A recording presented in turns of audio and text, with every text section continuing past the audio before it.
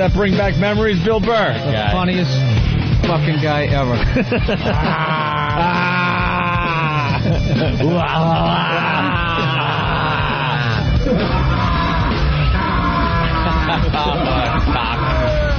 Oh, that guy was the best. What a prick. That's going to be really obnoxious this early in the morning. Who's the young go-getter outside the studio? Yeah, who is that? That Alex P. Keaton-like gentleman walking around. Oh, it's the FHM publicist. Oh, it is. Oh, hey. Very nice. Shoot. We got a photographer outside the studio, the FHM publicist. For what? They're announcing Miss FHM today. Ooh. Good old Lauren Harris will be in studio today. Nice. As they announce her as the FHM... Hua. No, don't say that. We have a great relationship with FHM. Oh. She's Miss FHM. Wow, are you kidding me? They made a fine choice. What does the pouring the champagne on the girl's chest symbolize? What is that? What does that symbolize when champagne, like the cork pops and bubbly, I don't know, creamy foam just goes all over the face and chest? I don't know what that symbolizes. I like that. I don't know what that symbolizes, but the tongue piercing, I know what that symbolizes. She likes a certain activity. Jesus, what does it say that in her likes and dislikes? You know, we got to calm down, man. I got to tell you right now, we got to calm down. You don't really need to say anything after you make a move like that. No. We really got to calm down, though, because we're starting to get a nice relationship with FHM. Don't screw it up. Opie and Anthony, we might be doing some things with FHM, so why don't we calm the fuck down? She's just a nice young lady. I see that. Like they did in the old days. She's a piece of ass, though, I'll tell you that much. And we got a young go-getter outside the studio to make sure everything goes well. I want to welcome Mark Richards to the program today. Mark Richards? From Fort Worth, Texas. Let me read his instant feedback. All right. Haven't heard you guys since you went off the air, because he's talking about 3 years ago. But now I hear you on my DirecTV satellite today here in Dallas. Good to hear you again. It's been a long time. I just wish I could figure out what time you guys are on. Well, we're live on the East Coast from 7 a.m. to 11 a.m. Yes. And then repeat throughout the day, here and there. Yep. All right. And as far as the DirecTV goes, I guess we're at the top of the dial, basically. Yeah. We're as far as you could go. And then you turn into Channel 2. Channel 2. So all you have to do is go to Channel 2 and just tune down one or two. I love the fact that somebody could be on Channel 2 and then go to hit the remote, hit the wrong direction, and land on us in the middle of some kind of conversation. Some kind of rant where there's a lot of cursing going on. Perhaps they're watching their morning news programs. And they're watching Katie Couric. Yes. And they think they're going up Channel 3, 4, 5, and boom, they hit the wrong direction and hear, like, us talking, just chatting about something. Just chatting. Yeah. This DirecTV deal is just huge for our show. And we couldn't be happier. Certainly is. All right, we got to get into some things today. Got to talk about the steroid thing. We got to talk about the bear hunting thing. Yes. We got to talk about stupid Paris Hilton and her thing. More publicity for her. Things. But we do have to start with our fine photo shoot that went on yesterday. We had a photo shoot yesterday. In a fancy place. It was very fancy, very professional. Down in the meatpacking district. Wow. See Paris staggering out from behind a dumpster. Spitting out a load. Nice to meet you. I did see the Container Store. I was stunned that there is actually a Container. Can we ask you one question? What's that? Container Store, is it on 19th Street? Yeah. And it was right near Bed Bath & Beyond. Like that. Yeah, down there on 6th Avenue. If you saw Bill Burr on his HBO comedy special. Which is hysterical. Aired last night, by the way. Did it? Again? Very yes, good. It did. That is very cool. You didn't feel the ripple in the entertainment world? Well, everyone's calling to congratulate you on the repeat. But more importantly, it's on demand, so that the fine folks out there can watch it when they want. That's what I do. I have a comic festival. I'll just put them all on demand, watch them one after another. Oh, that guy sucks. Funny, sucks. I still have to see. I got to see Jim's. Jim's was very good. It was tremendous. It was excellent. But we're driving to the photo shoot yesterday, and we passed the Container Store, and we all start just laughing openly. It's the Container Store. We all kind of thought... go to the Container Store? Get some containers for your T-shirt. One whole wall of the place, like, the windows, we were passing by, and one whole side of the building was nothing but hangers. Plastic hangers. A block long, just red and blue and white and different colors, just filling the window. You just organize everything in your apartment to the point it makes you want to kill yourself. Yeah. You're not supposed to put the pants on the red hangers. The blue hangers are your hangers, and the pink ones are my hangers. Why would you hang a flannel shirt on a blue hanger? Just fucking sitting there, kill me. Can you take that hanger and fucking dig one of my eyes out with it, please? I don't know whose idea it was to make the Container Store, but I guess they do a business over there. You nailed that one, though, Bill, because if you're in a relationship, you end up doing things maybe you don't want to do. It's just that give and take that happens if you want to be in a real relationship. Right. But you took it to a whole new level with that bit with the Container Store. We didn't even think a Container Store existed. I never knew. We thought you were just kind of, exaggerating the whole give and take thing in a relationship. Yeah. But then when we passed the Container Store yesterday, forget it, man. We lost it. Any normal guy uses, I guess what would be Bed Bath & Beyond. You use that as the kind of thing where you don't want to go. That's the hacky one. Right, that's the hacky one. Right. It's the exact same joke, but you just switch it up. Yeah. Exactly. I say McDonald's, you go Jack in the Box. I'm an artist. Because you could have done it with Bed Bath & Beyond, but Container Store is so much funnier. Container Store. I don't go with the obvious. Right. But the obvious food chain or whatever. No. I take it down another level. It was great. It was absolutely great. I don't say Macy's, I say J.C. Penney. Right. There you go. Well, we had our photo shoot yesterday. Yes, we did. For what? Do we even know what it was for? The stand-ups that are going to be in all the Best Buys, I guess? I was at it, our life-size stand-ups. All the markets that we're really hot in on commercial radio, we're going to have, stand-ups in Best Buys. Is it going to be at least be in color? Yeah. Yeah, black color, life-size stand-ups. And then they're going to use them for any other occasion where they might need pictures of us, they said. Right. Yeah. Good pictures. When we do something stupid and the press is looking for a photo. They won't use those. No. So you wore your slacks, Anthony? I wore slacks and, dress shirt, button down. But I wore the fine clothes we bought on our shopping spree. Out of all the clothes that they bought for us on Monday, I only wore the shirt. Yeah, you didn't wear the pants or the shoes that you had bought. No. Thousands of dollars in merchandise wasted. Because I already knew what I was going to wear. Yeah. But I'm not stupid. If they want me to shop on their dime, I'm shopping on their dime. So he comes in and he's wearing the pants that are ripped up. He's got rips in his pants. And he's like, I think these look good. Doesn't even change into his new clothes. And, of course, they agreed with me. And I knew the whole time I had the right pants for the right look. Yeah. For the look they were going for. Yeah, the late 80s rock star. Right. Like that leaf shredded with razor blades the whole way down. Yeah, that guy from Def Leppard wore those things till acid wash. Right, acid wash. It's all coming back, Bill. It's all coming back. Yeah, I saw him front row. And, so I didn't need their dumb clothes. Yeah. They were getting, my pants tailored and everything. Yeah, they had those pants tailored and you didn't even wear them. No, I didn't need to use any of that stuff. I wasn't going to use the cufflinks. You didn't use the cufflinks? Fuck no, I'm returning the damn cufflinks. Are you going to get the money? Of course I am. No, I'm not going to get the money. I'll pick out something I want. Want. Kind of exchange it. Something that they weren't going to buy at the time. How much were the cufflinks? Like $50. $50 for the cufflinks. They're going back. And the really faggy French cut black shirt. Ugh. You don't like that one? Absolutely. What was that, not. $80? 110. 110? So I got at least $160 coming my way. So I'm going to go there and get something that I want. Get something nice. Yeah.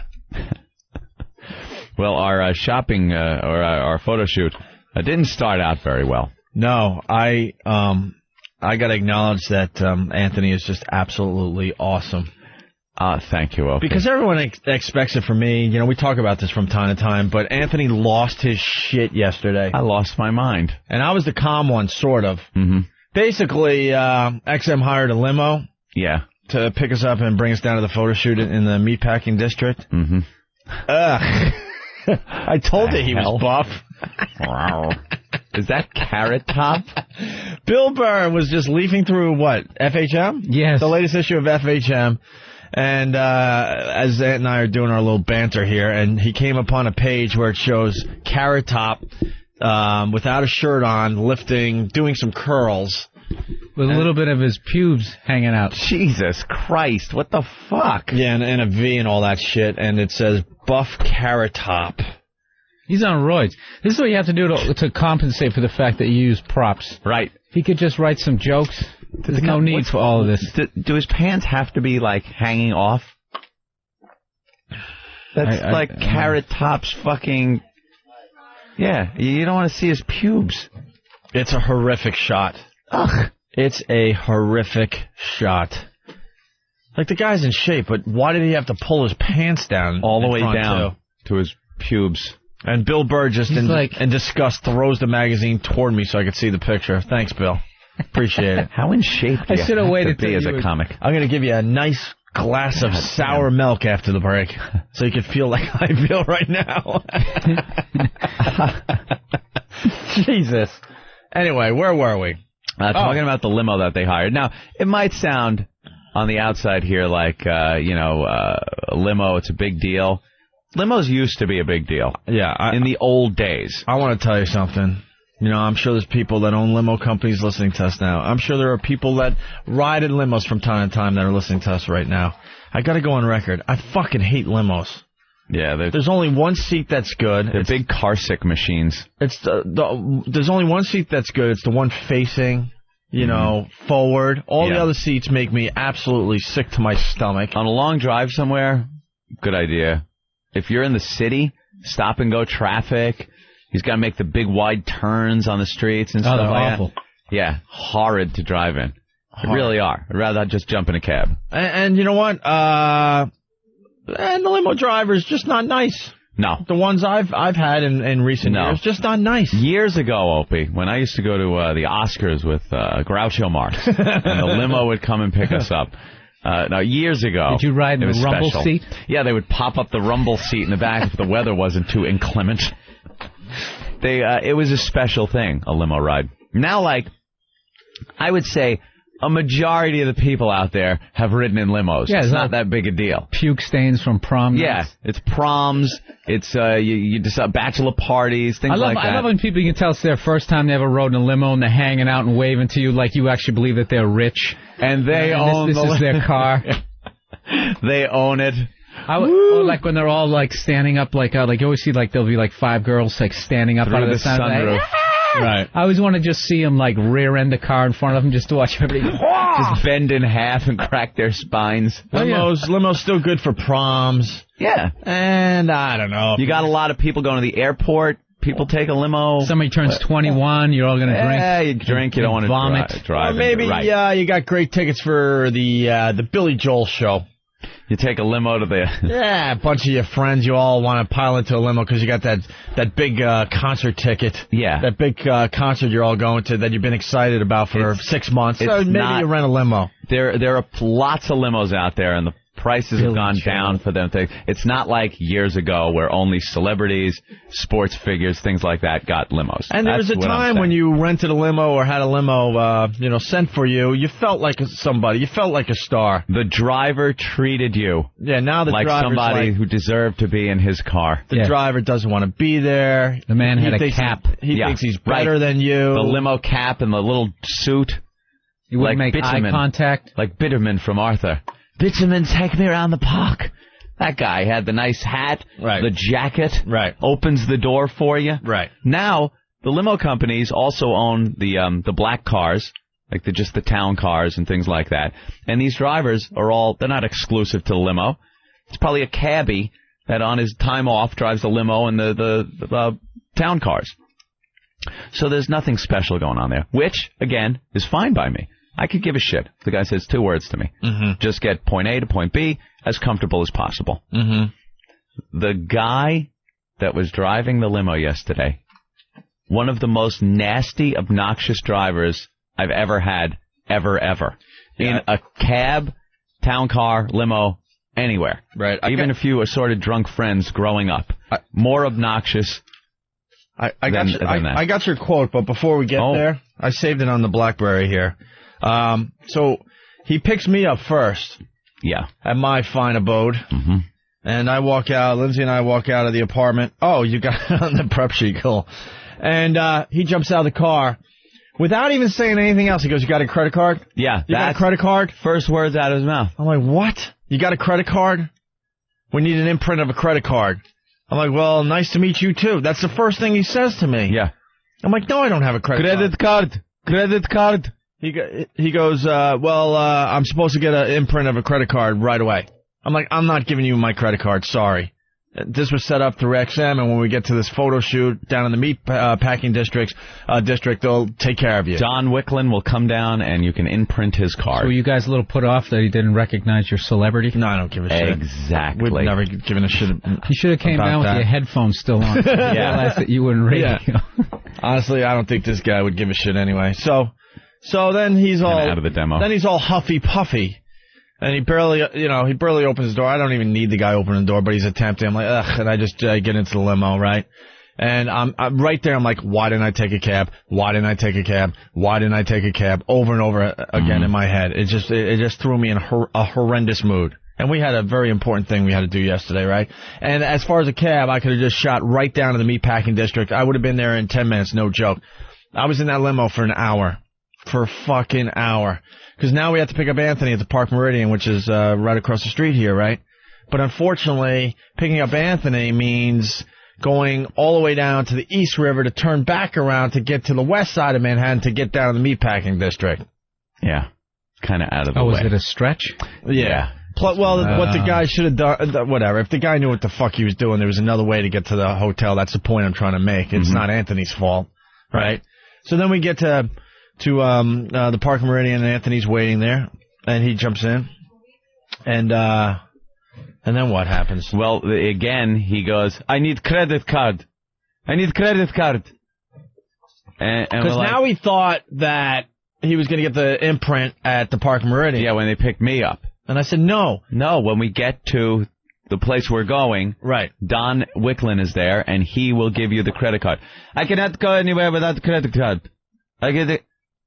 Dude, just go and you'll get it. Don't worry, you'll get it when we get there. And now he's raising his voice. He wants a fucking credit card. Now the point is, you're picking up passengers to take them somewhere in a limo. You'll be taken care of. We're not gonna get to where we're going, all get out and go, and point at him laughing and run away. You know, we're not that type. We're not fucking. Yeah, we're playing this out in our heads here. We're like, does this guy honestly think we're going to just ditch him as soon as he drops us off at our final destination? What's the big deal? And everything was taken care of through XM. It was already paid for. Credit card. But this guy just couldn't understand anything else but credit card. Credit card. So, see, people are killing us on the phone. Fuck them. They're killing us on the phones already. Fuck them. Trevor in Atlanta. Trevor. Hey, buddy. How you guys doing today? All right, Trevor, go ahead.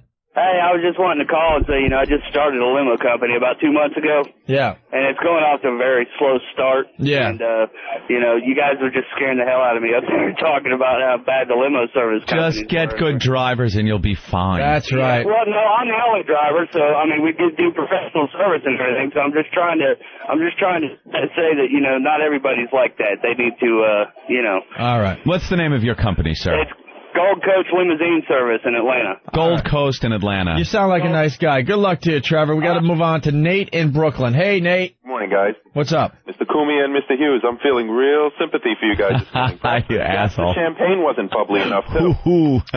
Well, it's, I understand. Is there anything else we can get you this morning? I don't like limos. No, I know what I like? Club Soda Kenny drive me around. Because he gives He gives us the special treatment. He really does. This is something that, if we're gonna be treated, if we want to be treated right, we know how to do that for ourselves. So as soon as you get a third party involved and stuff, it's just always a disaster. I really should have just jumped in the cab. It would have been no big deal. Yeah.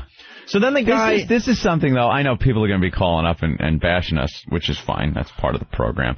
But this is something that has nothing to do with who we are, what we do for a living, what we make, This is anyone that could have just been out a night with their fucking family in a limo. This is the exact same thing.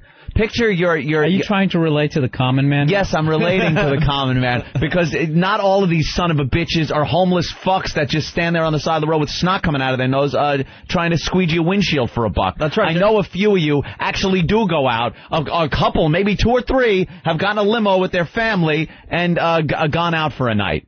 That's what I'm saying. Right. I'm not saying this is like a nightly thing when me and Opie catch our limo home every night. And we get an obnoxious driver. Actually, this is a very rare thing for us. It is. It's a very rare thing. And this guy was fucking obnoxious. Just like you. A complete ass. So now we're like you. Now we're out front of the hotel, and he's yelling for the imprint of the credit card again. Okay? He won't leave. Now he's like, I can't go. I won't leave. Now Opie's threatening to get out and get a cab. I grab my bag. I'm like, I'm fucking out of here. I'm going to go get a cab. I'm out of here. And I start leaving. Now, I have to just snap into the voice of reason for a second and go, Opie, to get a cab now is going to take you so long that this is ridiculous. I'll give the guy my card. He can imprint it, whatever the hell he's doing. And then when we get back over there, Don Wiki can come out and take care of this. And I had best not be charged, but, you know, we'll just at least get on our way. Don Wiki. Listen to me, Don Wiki. Scooter Libby. So I give him the card. Yeah. He does whatever he's got to do. I probably got 18,000 calls to Bangladesh on the thing now. Who knows? And he gives me back the card. Very rudely, by the way. Very rudely. He's rude the entire time, like loud and just not. How do you rudely give back a credit card? Fling it. And then he flings it at Opie. And then he goes, now where are we going? Where you go? Now where are we going? I want to make sure we're on the same page. He didn't even say that first. He just goes, where are we going? And Opie goes, you have it on a sheet of paper. It's right there in front of you. He goes, and he holds up the paper. He goes, I know. I just want to make sure we're on the same page. It's like, I'm out of here. And I'm going for the door again. And Anthony's like, just no, because now we'll never make the photo shoot. And now we have to be there for only a certain amount of time. No, I just lost my mind. That was the snapping point right there. Anthony said he was the rudest guy he's ever. I go, sir, you're one of the rudest motherfucker drivers I've ever had in my life. I go, just drive to where the address says on the paper. Just drive. Don't. And can I quote you now? What quote? Well, after you did your quick rant where you're really blasting him, then you ended it with, shut the fuck up and close the partition. I don't want to see your fucking face.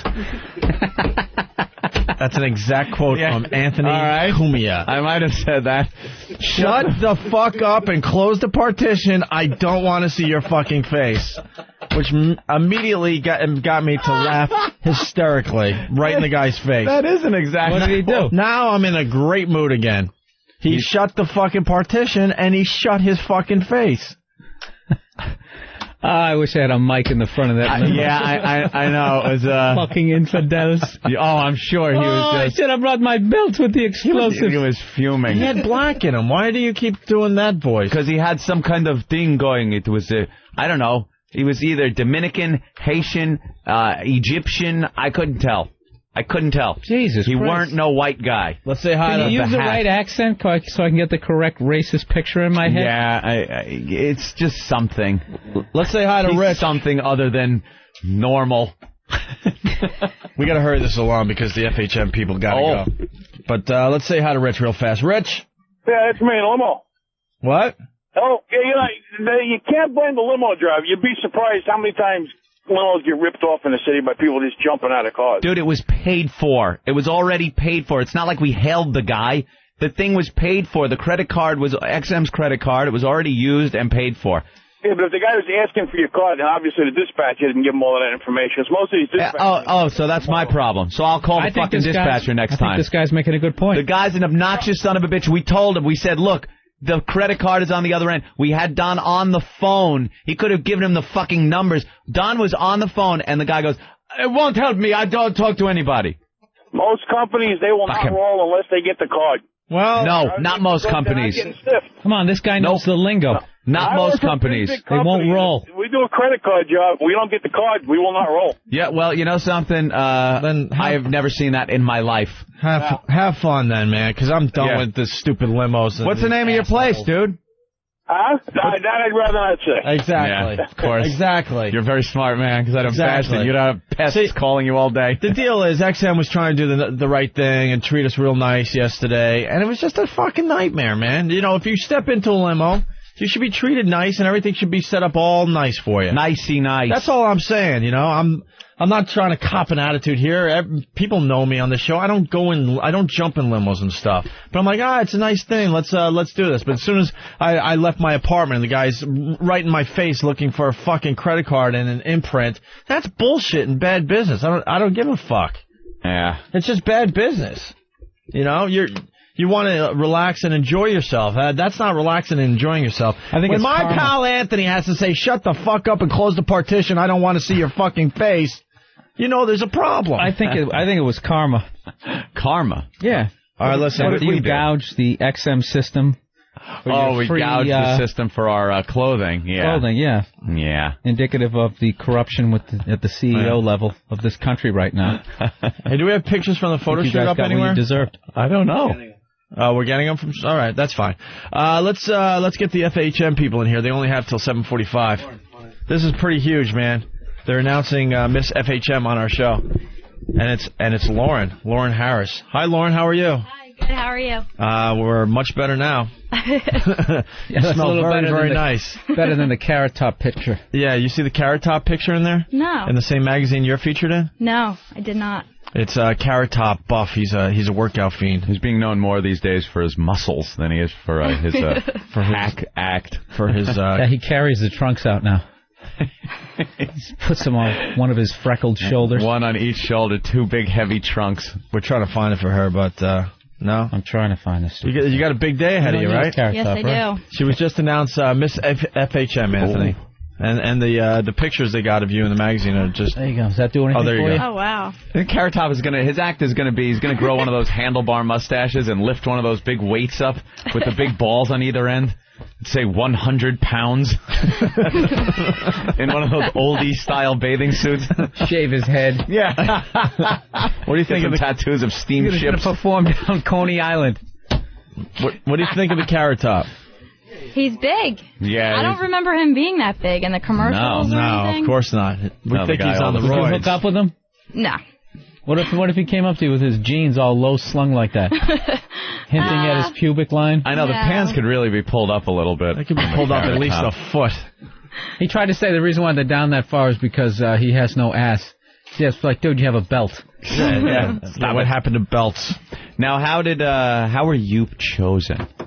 Well, it was a contest. Wow, look at her. I see, I know, it's obvious, but, I don't even listeners. need to see who you're up against. You There should were have won. 64 girls, and it was broken down like the college basketball grid. And then it went girl March against Madness. girl. Yeah. And then Boo madness. the winner would advance to the next level. Craziness. And then it was they chose 4 girls.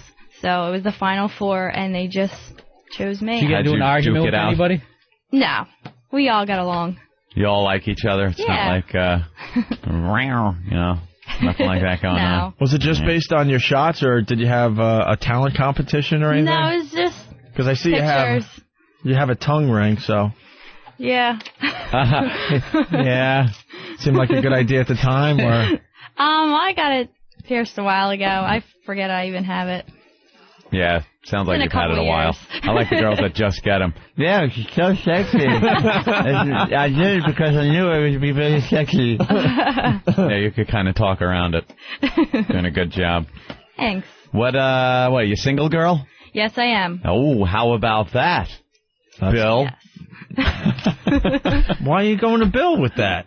I don't know. Am I going to go to a hawk? Because I don't have a little horse chef on the side. Is that what it is? I don't either. Anthony This man is like in a committed relationship, and he has a chef that he bangs on the side. I do not. When he gets up to get his midnight snack. It's not a living. What is it, Ann B. Davis in my house? It's a not chef a is living. A guy. It's a woman that comes in. No, a chef is a man, and he's Monday afternoons. Wears clogs. No. He's balding. That's a chef, like that Wolfgang Puck guy. All right, you got some broad in your house making you sandwiches. You're banging her. Don't make it. She cooks for the week, and then I don't have to worry. That's how it works. Oh yeah, she cooks for the week. Let me tell you something. So now what happens now that while these guys argue? I'll try to talk. How many piercings does she have? I'll try to talk to Lauren. So now what happens now that you've been picked Miss FHM? What are your duties? Well, I'm going to be making appearances at parties and events. Oh, those things are good. Yeah. Yeah.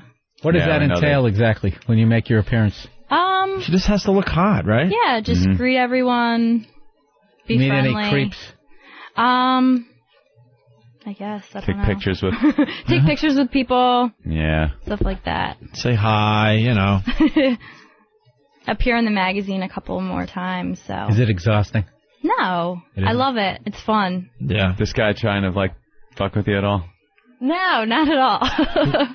He's a young go-getter. He really seems like he's totally in control. Yeah. You're working your way up the corporate ladder, aren't you? Just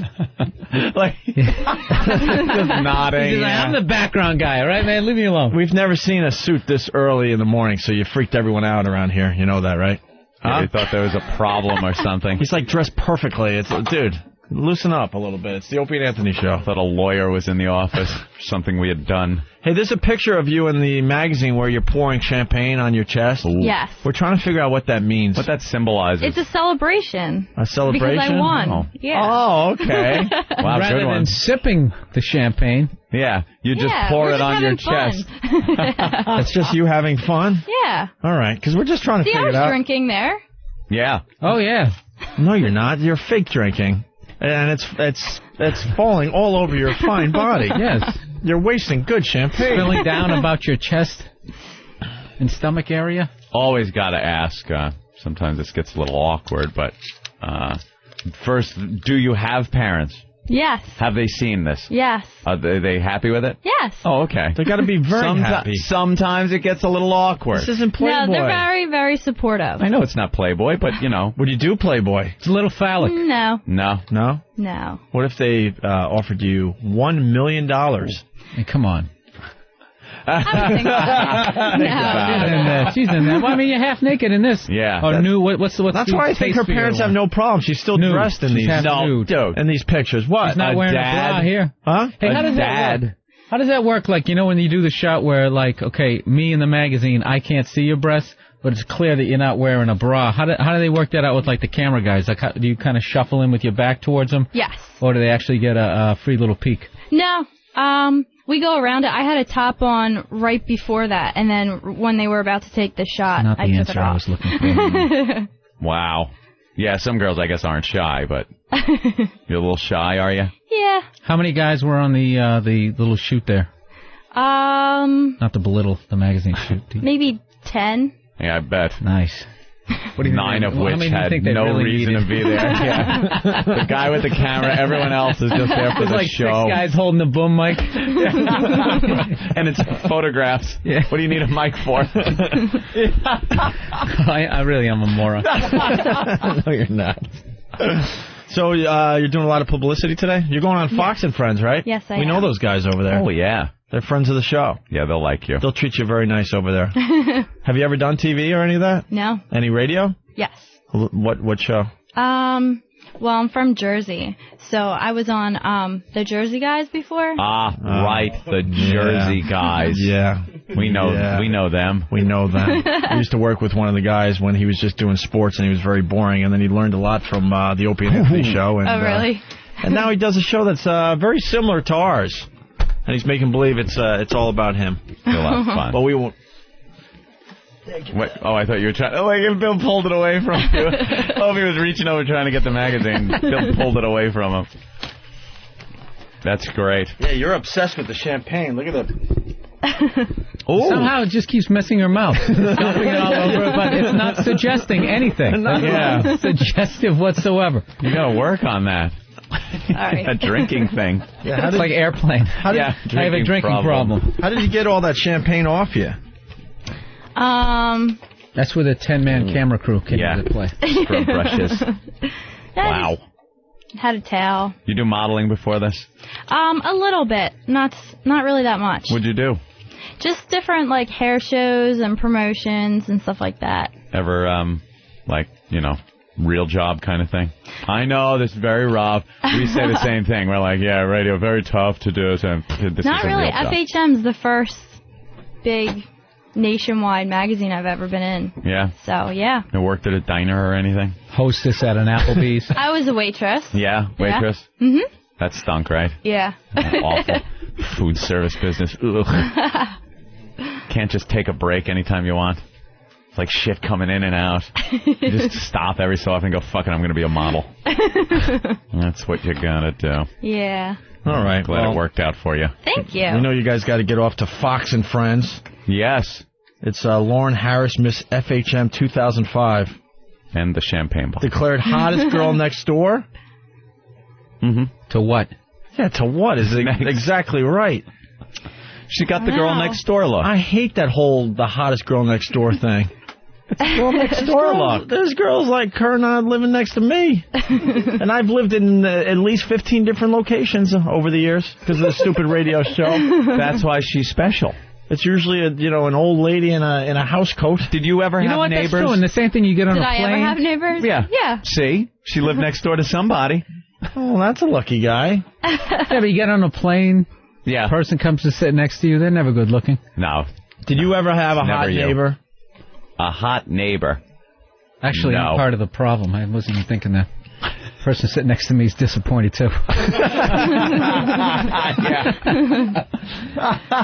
that whole girl next door. Yeah. The hottest girl next door. Well, that's why it's special. You have girls next door. You ever lived next door to a girl? Yes. All right. That's the girl next door They've part. all been horrific. Now they got to be hot. They've been horrific. That's why it's special. There's horrible things wrong If everyone that played Lotto won, you'd win your money back. I guess. Moving next door. People live next door to you. You ever catch them like looking out their windows? No. Trying to look into yours? No. No. Peeping Toms or anything? No, I don't have any of them. Did anything crazy happen? Yeah, give us something. Just make up shit. There was no fighting at the beauty pageant. No, we all got along. Everything was great. Sunbathing at the pool, maybe, and the neighbor's eyeball looking through a knothole in the fence. Not that I know of, but restraining orders. Yeah, any restraining orders in your life? Gotta be. Lauren, not yet. Wow. Any jealous Maybe in the future. Jealous ex-boyfriend who didn't want you to go this career, wanted you to stay in the diner? Yeah. Yeah, well, because of an ex-boyfriend, I'm here today. So that's like how it all that. got started. Why? What'd he do? He took your picture and sent it in? No. Did you... there's a part in the magazine called It's Yours. It's Right. your ex-girlfriend. Yeah. And my best friend and I, we dated the same guy in high school. So Unbeknownst to each other? No, well, we didn't like each other in high school. So after high school, we became like best friends. So we thought it'd be funny to just like send in our picture, not really thinking anything. And we got a call immediately. And next thing I know, we were in New York for the photo shoot. Now, when you sent the picture, were you pouring like probably Kool-Aid because the budget was a little lower? No. It was just a photo of us in our bikinis laying out by the pool. On top of one another? Good. No, just next to each other. And what about your friend's picture? Just the girls next door. Just hanging out. No, we were both together at my pool. Mm-hmm. Now, were your bikini bottoms as low as Carrot Top's pants in that picture? I don't think so. His are pretty low.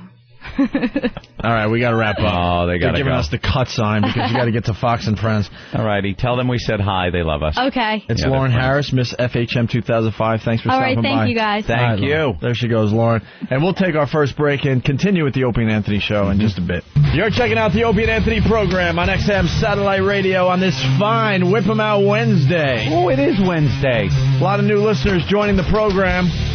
Thanks to DirecTV. Yep. That deal went into effect yesterday. We're being heard in, potentially, I don't know, we're being exposed to something like 15 million homes. Brand new listeners. We'll get a little piece of that pie. We got to start all over with them now. And this audience will grow that much more. Whip 'em Out Wednesday is a great, great concept. It's brilliant, I must say. Yes, it is. Because we're still talking about it 8 years later. 8? Maybe 9. I think 9. When did we start? Like 96, 95? Maybe 96. 23 years ago it was. I remember. And the concept is so easy, man. There's ladies out there, man, they are sluts. They will show you their boobs. Oh, jeez. We discovered this one day. It's an amazing little thing. They're just not shy. Just average girls. All soccer moms. Mm-hmm. The girl going to her business job there in the business suit. The junior high bus. Huh? The junior high school bus. I think the regular girls show their boobs more than like strippers. Strippers going to work, I don't think they're showing their boobs. That's their waitresses, soccer moms, they're showing their boobs, guys. I'm telling you. Yeah. Don't ask how we figured this out, but we figured it out many years ago. Yeah, they just like doing it. That's right. And so what you have to do, because, you know, they want to make sure that you're going to be appreciative, they're looking for the cars out there that have WOW on them. Yep. That's all it is. Whip 'em Out Wednesday. Wow. You got the official sanction sticker? Or do you just write it in the dirt in the back of your truck? Yeah. Doesn't matter. It's just got to be there. And some guys, they just make homemade WOW signs. Those are good, too. Mm-hmm. And there's ladies out there that want to be wowed, too. That's called lesbianism.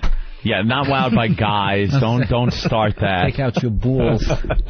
Well, that has been known to happen. We just don't sanction that one, okay? Yeah. But that has been known to happen. How do you drive? I don't know. Your nut sack hanging out. How do you have that? Pull out your sack Tuesday? No. Oh. We have another little thing. Flapping in the wind as you're trying to, like, get your dick up to the window as you're steering. There was another thing we started, and I think we should bring it back because stupid commercial radio took it away from us, if you remember correctly, Anthony. What was it? Hummer Tuesday. Oh, that's right. Hummer Tuesday was just starting to take off, and then the dumb lawyers got us behind a closed door and said, You could have the women and the guys call us up, and the girls could give their man a little Hummer. We're just trying to help the couples along out there, so we dedicated a day to Hummers, Hummer Tuesday. But we're talking about Whip 'em Out Wednesday today. Yes, the official WOW stickers, you could get them by sending a self-addressed stamped envelope to us here in New York City. The address is 111 West 57th Street, New York, 10019. And we send off the WOW stickers immediately, okay? Right. And that address is up on opieandanthony.com. It works like a charm. You slap the WOW on the back of your ride, and there are ladies out there that will flash you as you're driving to and fro work. Right. And these things work even better when you're going to a sporting event, something festive. It seems to work. A concert. Yeah, concert when you're stuck in traffic. It seems to work even better in those situations. Well, you're getting the group of people that are more likely to yeah, they're more in a party mode. Yeah. But it does work. We hear from people all the time. We have a WOW line. Maybe we'll see what's going on with that a little later today. But it's great. It's Whip 'em Out Wednesday. We don't spend a lot of time with it on the air these days because we have so much else to do. But trust us, it works. Just get your WOW stickers and join the party, okay? Right. All right. Bill Burr in studio helping us out once again today. The FHM thing, we understand. That was riveting. Dude, man, but these assholes with the instant feedback, we know when the show sucks. Stop. Boring! We get it. She didn't have much to give, and we only had like 10 minutes with her. There's just no controversy. She's a hot piece of ass. Yeah, you need controversy or something. She wasn't going to give up much info. She's Miss FHM 2005. She's going to be on TV all day today. Pictures with people. Does that ever get boring? No. Yeah. We were fishing around for something, you know. And, sometimes it just doesn't work. Can't hook anything. We were throwing out a bait out there. Mm-hmm. Hey, any restraining order, any, neighbors peeking at you. It's just something. Right. We got nothing. She's a cute girl, takes pictures. There you go. Wow, where are you going to run with that? But see, we know when we suck. You don't have to remind us. You don't have to remind us. We get it. It was boring. Right. But we're starting a relationship with FHM. I saw that instant feedback. There was a bunch of them. It was, no, I saw the one all in capital letters. Oh. The boring one. Okay. And that guy, there you go. Oh, now you can be, now another guy just did it. Yeah. Banned. I'm banning him right now. There you go. Bye-bye. Caps equal banning. That's right. And did you have to spell yawn with 20 A's? I mean, we get it. We get it, Lucky. Yeah, but you know what's funny? He kept listening. We get it. Asshead. There are times that you just know you should go to Ethel for a little while.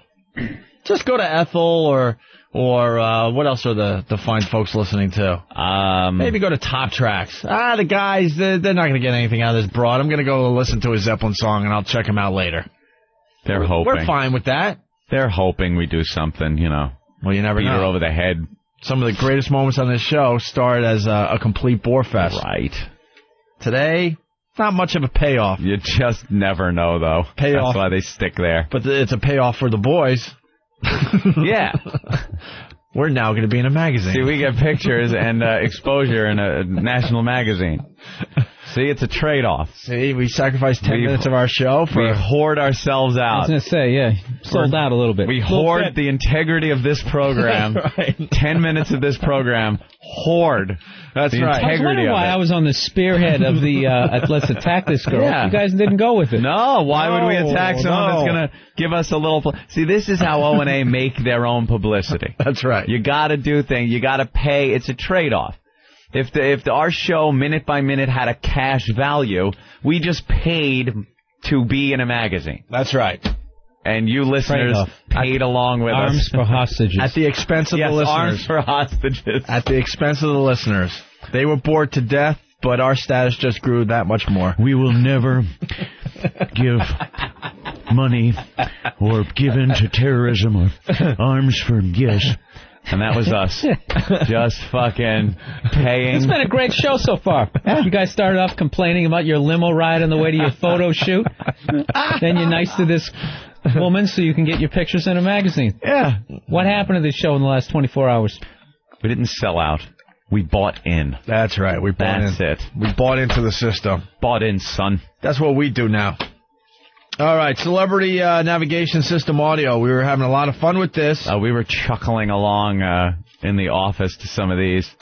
Well, this is another one of these ideas that, I don't know, sounded great to a couple of guys hanging out at a bar, maybe a few too many drinks at dinner, and decided, hey, let's get some celebrities to do the voice of the navigation systems in the vehicles. Yeah. Because the regular, average, everyday Joe who can't take a limo would enjoy something like this. He would enjoy something like this, but does he even have a navigation system? But there's these ideas that, hey, by the way. Can he download it into his iPod? By the way. Yes.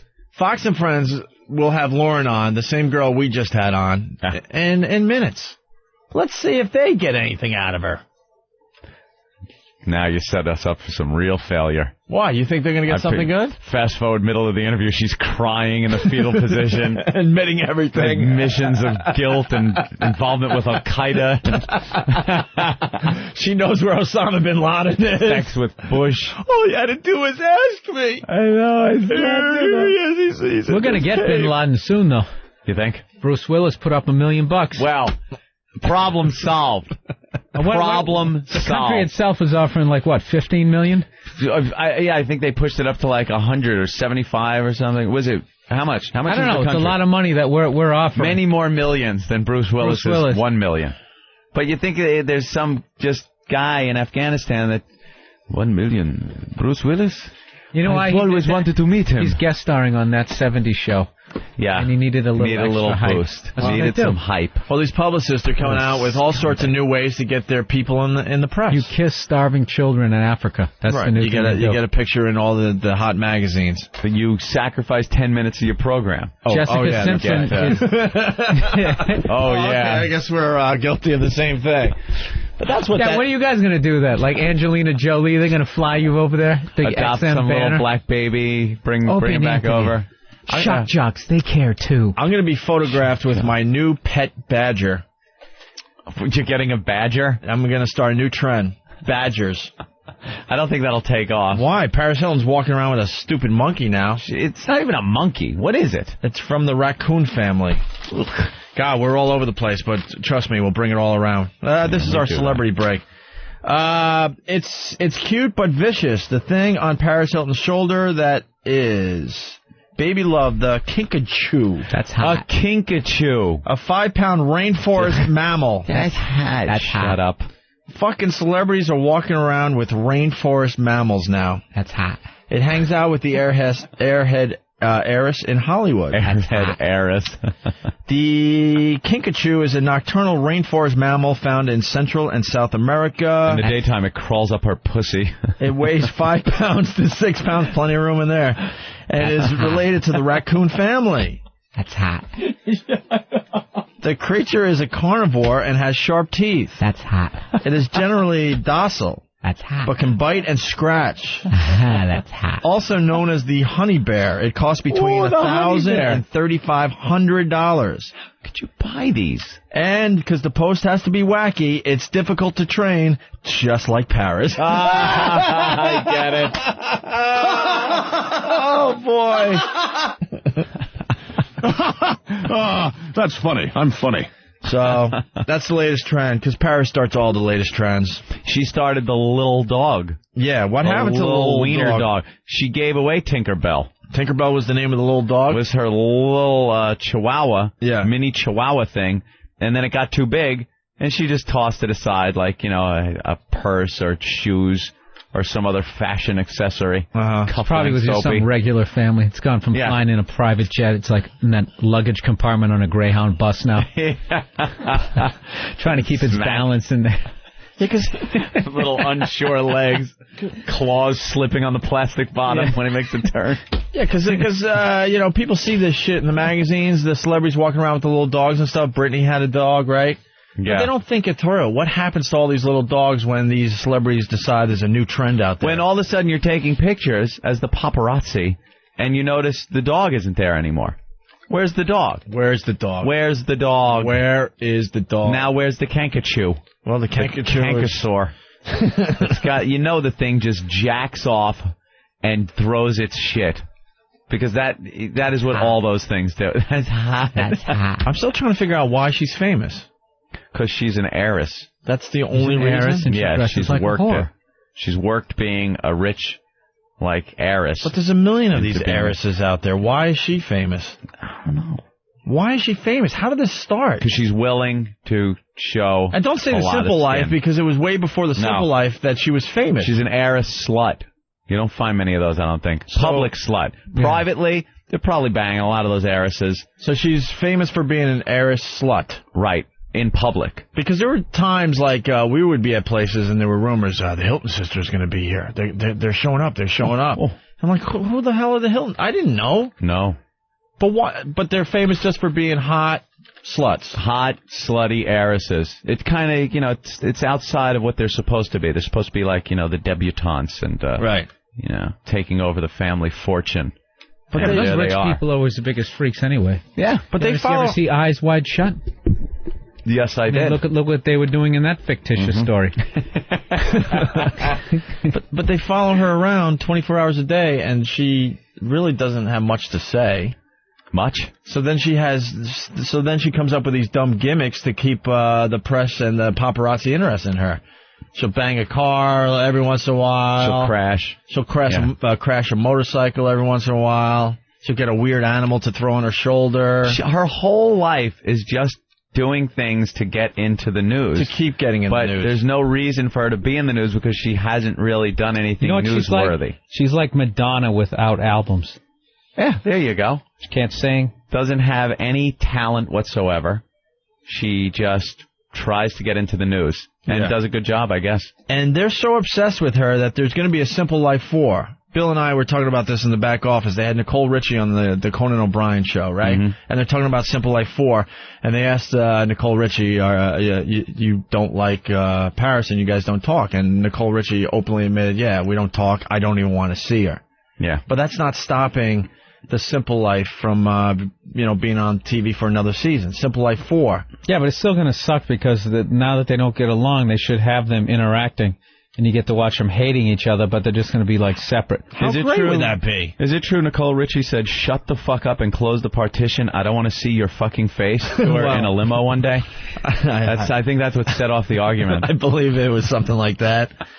So they're going to film this show without the two hosts even talking to each other. Yeah. That's how obsessed they are with Paris Hilton.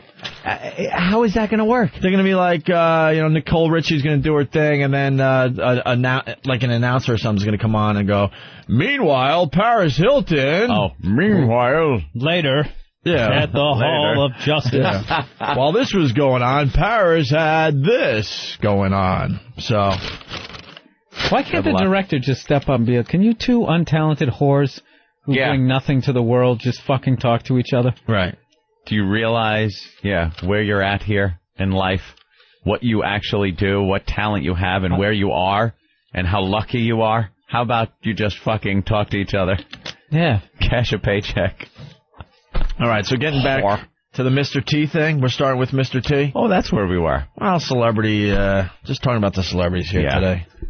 This is, I don't know, how many people out there have navigation systems in their car? I know they're putting them in a lot of newer cars, even the economy models, getting the nav systems. They talk to you. You got a little map on the TV screen. Are we keeping you up, Bill? It tells you. Sorry, man. Jeez, we all yawn. We try to do it off mic. Oh, did I yawn? I sit here all day yawning. You guys started off with that boring story about the limo. We try to that regular guys like myself couldn't relate to. Regular guy. We try to keep the illusion that we're I come in here with my lunch pail. I punched the little time card, to get that XM check that's coming any day now. I punched the thing I've seen in movies that I've never seen in real life. Fuck you, I worked in a warehouse. I know exactly what it looks like. You worked in a warehouse. Where? House? When I went up in Massachusetts. Massachusetts? What was in this warehouse? Software. Housing? It was software. Software? What did you do? Drive the forklift? I unloaded the trucks, and we didn't have back in my day, we didn't have forklifts. We had something known as a pallet jack. The pallet jack. The pallet jack. I hated the pallet jack. Your truck would back up, and it would always be like an uphill thing, and you'd be pulling out your lower back. It's like it's one step above just pulling the pallets out with your bare hands. Oh, yeah. You'd slide this thing. It kind of, they want you to think it's like a forklift. It's got two forks on it and wheels and a handle. And you have to run like as fast as you can just to get the forks into the pallet because the wheels get caught on the wood. And it's got to be set at the exact proper height. It's like no power. It's like going from power steering to no power steering. Yeah, no power steering. And you run full blast, bam, you hit it. And then you got to jack the thing up with some kind of little pump handle. And once it's off the ground, now it still weighs. There's no little pulley system or any type of... It still weighs exactly what it weighed before you picked it up with this thing. But now it kind of has some wheels to it. You got to pull it out of this truck. Any incline? Yeah. You ain't getting that. No, It's not working. What a thankless job. It's a fucking great job. Oh, it stunk. Shut up. I loved it. You hated it. No, it was great. It was all the wise asses who fucked off in high school. Fun to hang out with those people and stuff, but the work itself? No career goals, so there was like no competition. Just getting drunk every night. Yeah. No one had like, any of those jobs I had, no one had anywhere else they wanted to be. No. There was the old guy. There was always the old guy on the job that you assumed had a dream sometime, but he's like 55, pushing 60, and he's like still doing this shit. Oh yeah. And he's happy, he jokes around with the guys. I worked with the old guy. He was a Vietnam vet. And he used to be one of those guys who would like literally during the course of the day drink a case of beer and would completely be fine. Had the same guy used to drive the fucking truck with the sheet metal in it and drink Schlitz tall boys that he would like sneak into the truck. And the whole way, I'm talking like maybe a 30, 40 mile drive with the sheet metal in the back, and he's just drinking Schlitz. Oh, yeah. And you'd never notice. I went out drinking him with him like one time, and it was like one of those deals. The only time you're on the same beer is the first beer. And then the rest of the time you had like literally have like a line of beers and you're like just trying to suck this shit down. And this dude is just like, you guys ready for another one? This guy worked in in Vietnam, he was like in the DMZ, Yeah. And he had one of those anti-aircraft guns that he had pointed like horizontally and would just shoot into the fucking tree line. We get him real hammered and get him to try to talk about those things. Some Vietnam stories. Hey Frank, how many people do you think he killed? I don't like talking about that shit. And we just fucking... It had to be 80 gooks. Yeah. A few beers later. 80 gooks. We called it air. Yeah. Air support. Naped them. All of them. But none of these guys ever had, like, anywhere else they wanted to be. Oh, yeah. They were happy to be there. They were looking toward, like, hey, you think we're getting the raise? You know, they're negotiating the raises for the guys, and it's supposed to be like 3% the first year, and then 4% the second year. And I'm looking at what my pay is and thinking what 3% of that is, and it's like, we're fighting for scraps. For dollars. Oh, it's great. You wouldn't miss any sporting event? No. You either went to it or you watched it? Yeah. You didn't have work to do in the next morning. You unload trucks. I got it. I was mentally prepared for this job in 3rd grade. I can do it. Out till all hours getting smashed and just show up hungover. You know what's funny? I had absolutely no expenses. I was making, I think, like $260 a week. Right? I had absolutely, by Tuesday every week I was just totally fucking broken. Had absolutely nothing to show for it. Never went to the bank. There was no bank in my life. I took the money that I had. I had to go to the company's bank to cash my check because I didn't have a bank to go to where it's like, and you learn that by going to some bank with your check and go, I'd like to cash this. Do you have an account here? No.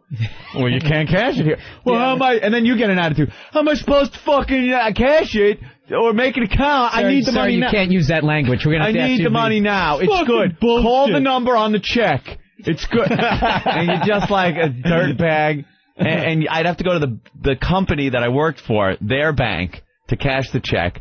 And it would just end up this wad of cash in my pocket, and that's where it would stay. And I'd go to the bar, and boom, you're buying shots, you buy your cigarettes, you buy whatever you need. And by, Tuesday, just Wednesday, wait for the canteen truck to show up. You'd eat that shit food. You still somehow had a flat stomach because you're so fucking young. You're working out every day. You play basketball during the break in your fucking tight 80s jeans. Come back and drip and sweat. Did you have credit with the coffee truck guy? I didn't. Other guys I did. had credit with him, and it was like there was some weeks I'd have to hide and not eat because the coffee truck guy would pull up, and I'd be, well into him for quite a few bucks, but I had blown my money. So now I can't get anything to eat because I have no money. I can't get credit from the truck because I'm exhausted with my credit there, and I'm hiding behind equipment, peeking out, waiting for him to leave as he's like with his change thing on his belt, not making eye contact with anybody he's doing business with, just looking around for me. His head is spinning, he's kind of looking, and he's off, and then I'd see him. I was out on a job, and I'd pay him finally. And hey, where's your friend Anthony? He's cutting up boxes. Yeah, he's around. I don't know. I saw him earlier. Tell him I want to see him.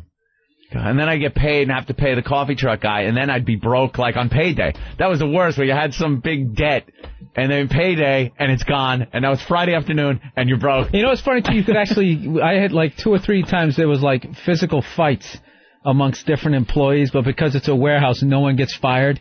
You just go back to work, and guys like all sweaty with their hair sticking up, this fucking asshole. Yeah, it's not like a real place of business. Oh yeah, there was this one guy, prison yard. This one guy worked who was just a raging alcoholic, and he came in one time. I swear to God, it was like 11:30 in the morning. You're supposed to be there by 8, and he comes in. His hair is soaking wet from a shower, and he tries to pull. Oh yeah, the traffic was brutal. But it's like one highway. We all came up there. It's like, dude, you went out boozing, and he's like, dude, shut the fuck up. It's doing one of those, right? So we were making a run to Dunkin' Donuts, and they call, hey Paul, you want anything? He's like, nah, I'm all set. And Buddy goes, how about a rum cake? And that was it. Fucking on the mat. Just going at it. Hey, knock it off. Fucking change all over the floor. And then you just went back to work. Yeah. We would have to check in every morning, and I'd get in my truck, and I was habitually late, like every fucking day. I could not get there on time, late every day. And you'd have to check in the second you got in your truck and you were driving in. So I'd be still putting my shirt on and just grabbing at the mic. 16 to base. Yeah. Base to 16, go ahead. Yeah, I'm right around the corner, but I'm going to have to stop and get some gas. Yeah, truck needs gas. All right, we'll see you when you get here. Meanwhile, I have, no gas. But now I can't get gas. I have to drive there, hope no one looks and notices I don't have any gas because I didn't stop for gas. And then I have to start this whole story with the fucking guy with the gas. He insists, he pops the hood, looks for the old fucking oil. I needed oil. I'm like, dude, I got to get to work. He's there with the tire pressure gauge. Well, you got booze on your breath. Oh, it was every morning. Like every morning. Like I thought they were retarded. Every morning there's a problem. The traffic, I would use the traffic, or I would call in. I'd be like, "Yeah, how you doing?" No, I've been up for hours. Fine. I got gravelly, hungover, drunk guy voice. Obviously. Oops. Obviously, at any given moment, somebody had lost their license for drinking and driving, and of course you would still drive, so you'd park your car behind the dumpster. Oh, it's fucking hilarious. I remember when I had this one job in this warehouse. First day I get there, like I thought the last one was crazy. Like this one was like everyone there, like. The first one was just like alcoholics. I went to the next one. Everyone was like cokeheads. And I walked in there. What the fuck was this guy's name? He was one of these guys like 6'7" and weighed like 111 pounds. And he had like, you know, the electronic pallet jack? Yeah. And he kept driving right to the edge going, I'm going to drive it off the dock! And everyone was just kind of nervously laughing. And I'm sitting there, what the fuck is with that guy? We used to use some pretty like hardcore machinery in the sheet metal shop. Big cutters where you were taking sheets that were 10 feet. Oh, you worked in like the Bruce Springsteen fucking warehouse. Dude, you're making the shit. I'm gonna cut up some steel. Well, I'm cutting up some steel. I'm hoping, Wendy, I get a big record deal. It was one of those awful fucking Allentown Bell. Oh, yeah. Just horrid places to work. And you're putting these big sheets of steel, what amounts to giant razor blades, into machines and cutting them up into smaller pieces to be bent up into ductwork, to be loaded onto a truck, to be driven to a job, to be installed. And that's what the job was all about. And the machines we were working around, there was something called a brake. You ever see ducts? They're square. Right. How do you think you get that 90-degree bend in the sheet metal so nice and tight? It's something called a brake. I've often wondered that. Yeah, I'm sure you have. You take a piece of flat sheet metal, put it in a brake, and it's a big wedge on this big V-shaped thing, and it hits the metal and boof, bends it into a 90-degree angle. And you do that a few times, and you have a square. And we're running these machines drunk off our asses. Just drunk and stoned. Everyone in the shop. There wasn't one person that 12 o'clock rolled around. We didn't go to the bar and OTB that was right next door and just slam shots, bet a few horses, and go back and run this machinery. You just did everything that's going to keep you in that job. Yeah, exactly. Right, exactly. Nobody's buying a self-help book. How to get your money to work for you. Nobody's doing that. You're betting horses with money you don't have, buying booze, and going back and working with some of the most dangerous machinery. There were things called clinch collars. They're these round things that you'd have to put in the duct to then extend pipes off of that would go to the vents in the houses.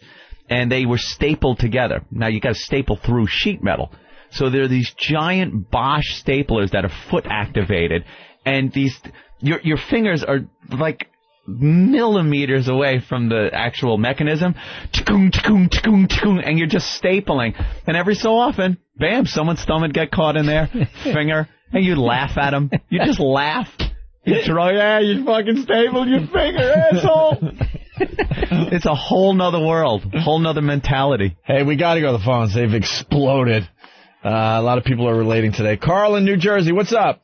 Hey, what's going on? Anthony, you're such a fancy man now that if you met yourself then, you'd be scared of yourself. You'd be scared of you. I would be petrified of myself. I would chase me away. Corporate fuck. Get away. Limo. It's amazing how much Anthony has changed in the last 11 years. Get away from me, you bum. Someone should drinking Perrier sparkling water. I see that, with a fancy shirt. Like he just stepped off a fucking yacht. I was at the hotel. Boys, I'm out. All right.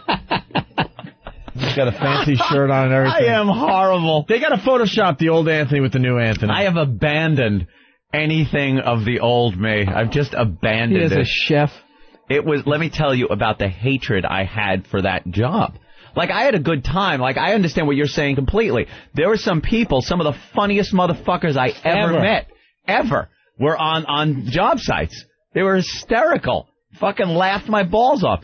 The job was thankless. The work was just you'd be on a rooftop, and it's 100 degrees out. The black tar roof is 120 degrees, and you're with a Sawzall, some guy telling you, cut a 10-foot by 10-foot hole in this roof, because we're landing a unit on there this afternoon. And you're sitting there cutting through tar and gravel and sheet metal and precariously perched ladders that could kill you at any minute. It's just no safety, no nothing, and you're constantly like sweating and working hard, and it just sucked. And then winter rolls around, and now all the sheet metal's covered in ice, and you still got to put it in. It was horrible. I knew this was coming. I don't look back fondly at the work itself. Chris in D.C. Yeah, I just wanted to note here that it's quite obvious, as if we all didn't know, that, Opie, you haven't worked one honest fucking day in your entire life. This 20-minute rant that Bill and Anthony are going on here, and you're just sitting back quietly going, like, I got a fucking thing to say. You know, there are times when there's some nice conversation going on. I want to be part of it, and I'll try to get in and say something or maybe direct the conversation. I have no fucking clue. Why don't you tell people how you caddied at the Crescent Club? I caddied at the Huntington Crescent Club. That was Opie's regular job. I caddied from when I was 12 years old to 26, maybe. Sit down, Opie. I was a caddy for 14 straight years. I worked in a video store where I watched pornos with my friends, and I got fired from that because I refused to turn the pornos off when other people were coming in to rent regular movies with their kids. And I was a temp to hire for a temp? Yeah, temp to hire for Xerox up in Rochester. Yeesh. Those were the only jobs I had, and then I went into radio. Jeez. That's it. No warehouse or sheet metal. No Bruce Springsteen jobs for you. No, I was the guy. I was in shipping for Xerox. Yeah, but not shipping where you're loading trucks. No, I had You were the guy, the paperwork guy. I was the paperwork guy. Yeah, like a uniform. Fill something out, hand it to one of the men, and he will go and load this truck with the equipment. What was it called? A dispatcher? Oh, something. I don't know. But you're right, Chris. You're right. What can I tell you? I wandered around America trying to get into radio while these guys were working their asses off. Good stuff. Hey, have a good day. All right. Bye. Yeah, I'd never had a real job.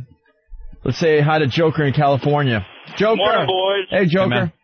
Hey, Anthony, we used to work out there bending sheet metal in California. I used to get up every morning, get high before we go to work. Yep. And I had a little accident, cut my ear off. Your ear? My left ear. How did you cut your fucking ear off? Maybe lifting a piece of metal? That's exactly what it was. Yeah. A buddy of mine was supposed to be carrying the other end. Flipped around and dropped it, which made my hand go up and slice my ear off. Oh, wow. That rocks. That is rough. The worst day working there was when the sheet metal truck would come for deliveries, and they'd drop off a new load of sheet metal, and it had to be taken off one sheet at a time. So you got me and my brother, or me and some other guy, poor slob that's working there. Some other alcoholic. You put on your gloves, these big heavy gloves, and take one sheet off at a time and hope that every time you're not going to just cut your limb off. You drop a piece of that metal, and it hits your leg or your shin or something like that. It's your leg will be sliced through like a razor blade. And that's what you're working with on a daily basis. Razor blade. And any other kind of cuts you'd get every day. You'd cut yourself some way, shape, or form. You just hope it wouldn't be that serious that day. I was making these L brackets to hang something off of once, and I hold on to one end of it, and I'm drilling the other side, not realizing that when the drill screw catches, it's just going to turn this thing into a handheld saw, because it's a little bracket that I made out of sheet metal. And I'm holding one end, and I'm drilling the other, and it caught and spun in my hand, and just, still got it right there, wham, ripped through the palm of my hand. And you know what you do? You put some duct tape on it and finish what you're doing. And then maybe go to the hospital and have them stitch it up. See, I can't imagine that this is the same guy that would be doing all this. Yeah. That was it. This is the funny thing, is people are standing around asking if he's okay, people are actually holding back laughter. You would laugh at the guys and they'd hurt themselves. Dude, you okay? There were guys with the fucking nail guns. Every day on the job, some idiot would slam one of those fucking nails through a finger or his hand or something, and it's just, hey, Jesus, a nice fucking work. He's got a nail through the palm of his hand.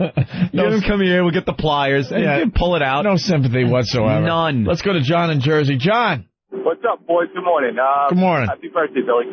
I used to work as an electrician before I became a paramedic, so I actually had to work for a living. And on Fridays, we go to the bar, which is right next door to the electrical shop, and just get loaded up from like 4:30 till 7:30. 7:30 till about 9:30 was Fight Club. It started out just, each of us getting into a fight with each other over something stupid during the week. And then it became a game. The boss actually would referee the fight in the yard next door. We go back to the yard and beat the shit out of each other. I mean, hitting each other with like bales of wire and stuff, and it was the best job I ever had, only for the fact that we did Fight Club. They did Fight Club on the job. Healthy work atmosphere. I had this guy who was 6'6". I was giving him shit, and I swear to God, he was like further away than you are, and I turned my back, and he like hit me with a jab. It was unbelievable. I couldn't believe he caught me. I thought it was like safe away. Far enough away. Oh, dude, he tagged me. Saw like the white lights for half a second. I so respect what you guys did, because there's no human resources and all that bullshit. If you had a problem with a fellow employee, you duked it out. You duked it out. You made his life a living hell for a day or two. It was how hockey used to be. You couldn't run for human resources. No. We have to deal with that in radio all the time. We say the wrong thing to someone, and they go running off to human resources. The next thing you know, you're in meetings and all that bullshit. No. Not these guys that I do the radio show with. You could keep your job just based on certain little talents that you had. You didn't even have to really be good at it. Like I know I had a job because my license was clean. There were guys that couldn't drive. They were great workers, but they couldn't drive to the jobs. So, like, all right, go with Anthony. We'll, send you out to this job here today. I was one of the guys with a clean license, and I could make anything out of 8-inch round pipe if I needed to. I could just bend it flat and cut it with the snips. And, like, you ever see those IQ tests where it's like, what would this folded up look like? They have like a box that and stuff. That was what my job was. I'd go to like Manhattan. I'd come in here, and they'd send me into a brownstone where it was some custom job. They didn't know what it was. They'd send me in with metal and just go, we don't know what this lady needs. Just make something. And you'd have to look and measure and draw it out on a piece of sheet metal, and then cut it, bend it up, screw it together, and install it. Yeah. And that was like my talent. I could do that. You actually had a skill job. Mine wasn't. That was it. No, it was cool. Unloading boxes and putting the right shit in. That was years after the shop and the warehouse. No, what was cool about Anthony when him and I started working together, and then we got to move, back to New York to do radio.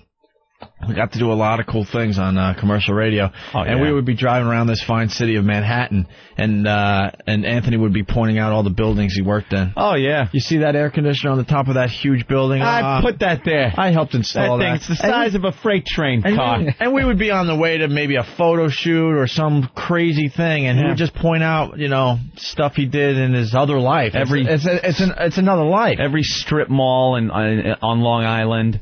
Every one of those Rexon office buildings in Huntington and Melville, all those. Yeah. Crawled around in every ceiling, every space between the hung ceiling and the metal floor above it. I was in there crawling like an animal. I did construction for like a week and a half is how long I lasted. First of all, I sucked at it, and it was just, it was brutal. It is rough. Plus, it was some dude, I swear to God, like every day.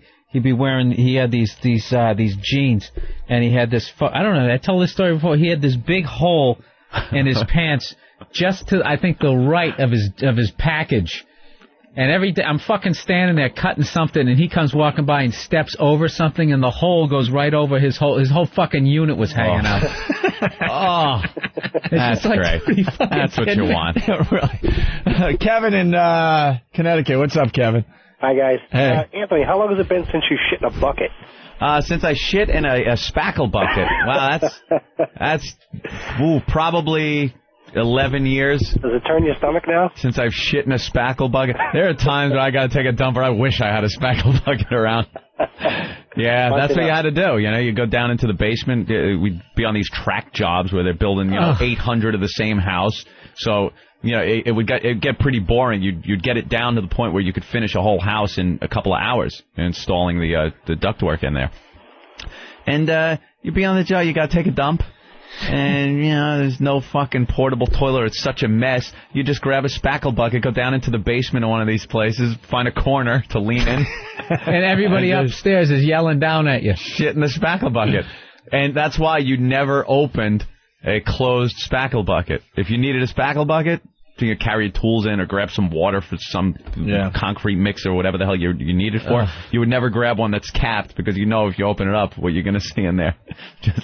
But at least we did that. The animal Portuguese cement workers would just shit in bathtubs. Like the people install a bathtub and you'd walk into the bathroom and there's just shit in the bathtub.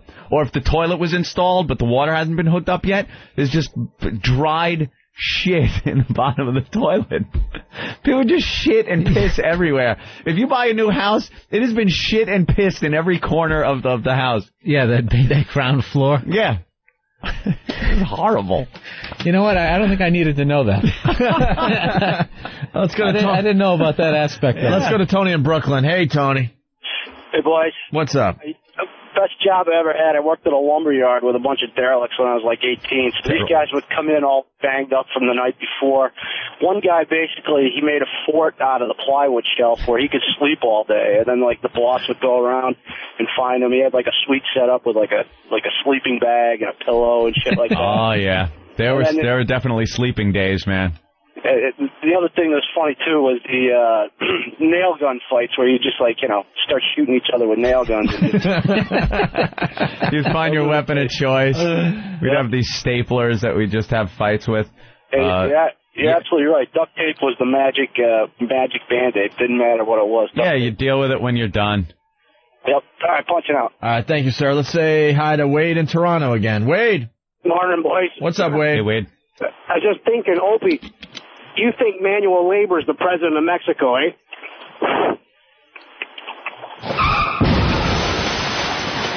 That's a funny joke in Canada. Oh, that was it? Okay. Let's say hi to Jeff in Mississippi. What up, Jeff? What's happening, boys? Hey. We're just, I'm doing construction down here trying to clean up after Katrina, and one of our favorite things to do to the new guys is when they're up on an 8-foot ladder, we run a finish nailer through the sole of their shoes, nail them to the ladder. We did that to a new guy last week, and when he was trying to take off his boots, he lost his balance. He fell ass first into a big mud bucket. And he got stuck there. He's a little Guatemalan guy. He just got his ass stuck in there, and that was it. We watched him roll around like a turtle for about 10 minutes. That's about it, boys. Punch out. That's a good story. There was this short little guy on the job, and a couple of the guys that I worked with picked him up. They used to just tease him all the time because he was almost midget size, but he was just above midget. They lifted him up about 2 feet, put him against a post, and just duct taped his ankles to the post. So he's standing there and whoa, trying to keep from just toppling over one way or the other because they duct taped his hands in front of him and his feet 2 feet off the ground and just left him there, laughed at him, throw shit at him, and that's great. It's like prison. It's like prison. Yeah. There's a hierarchy. There's gags. There's people getting shanked. All right. We'll continue with this subject in a little bit, but we got to take a little break. Huh? All righty. Take a leak.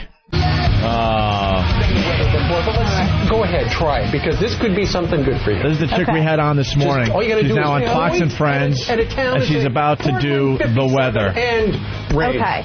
They found an angle for this girl. Philly's not on the map. Philly's not even on there. Thank you. D.C. Yeah. Over there. 68 degrees. Down in Charleston. Oh, where'd it go? It's gone. It's still there. We have no idea. It's 56. Okay, good. All right. Okay.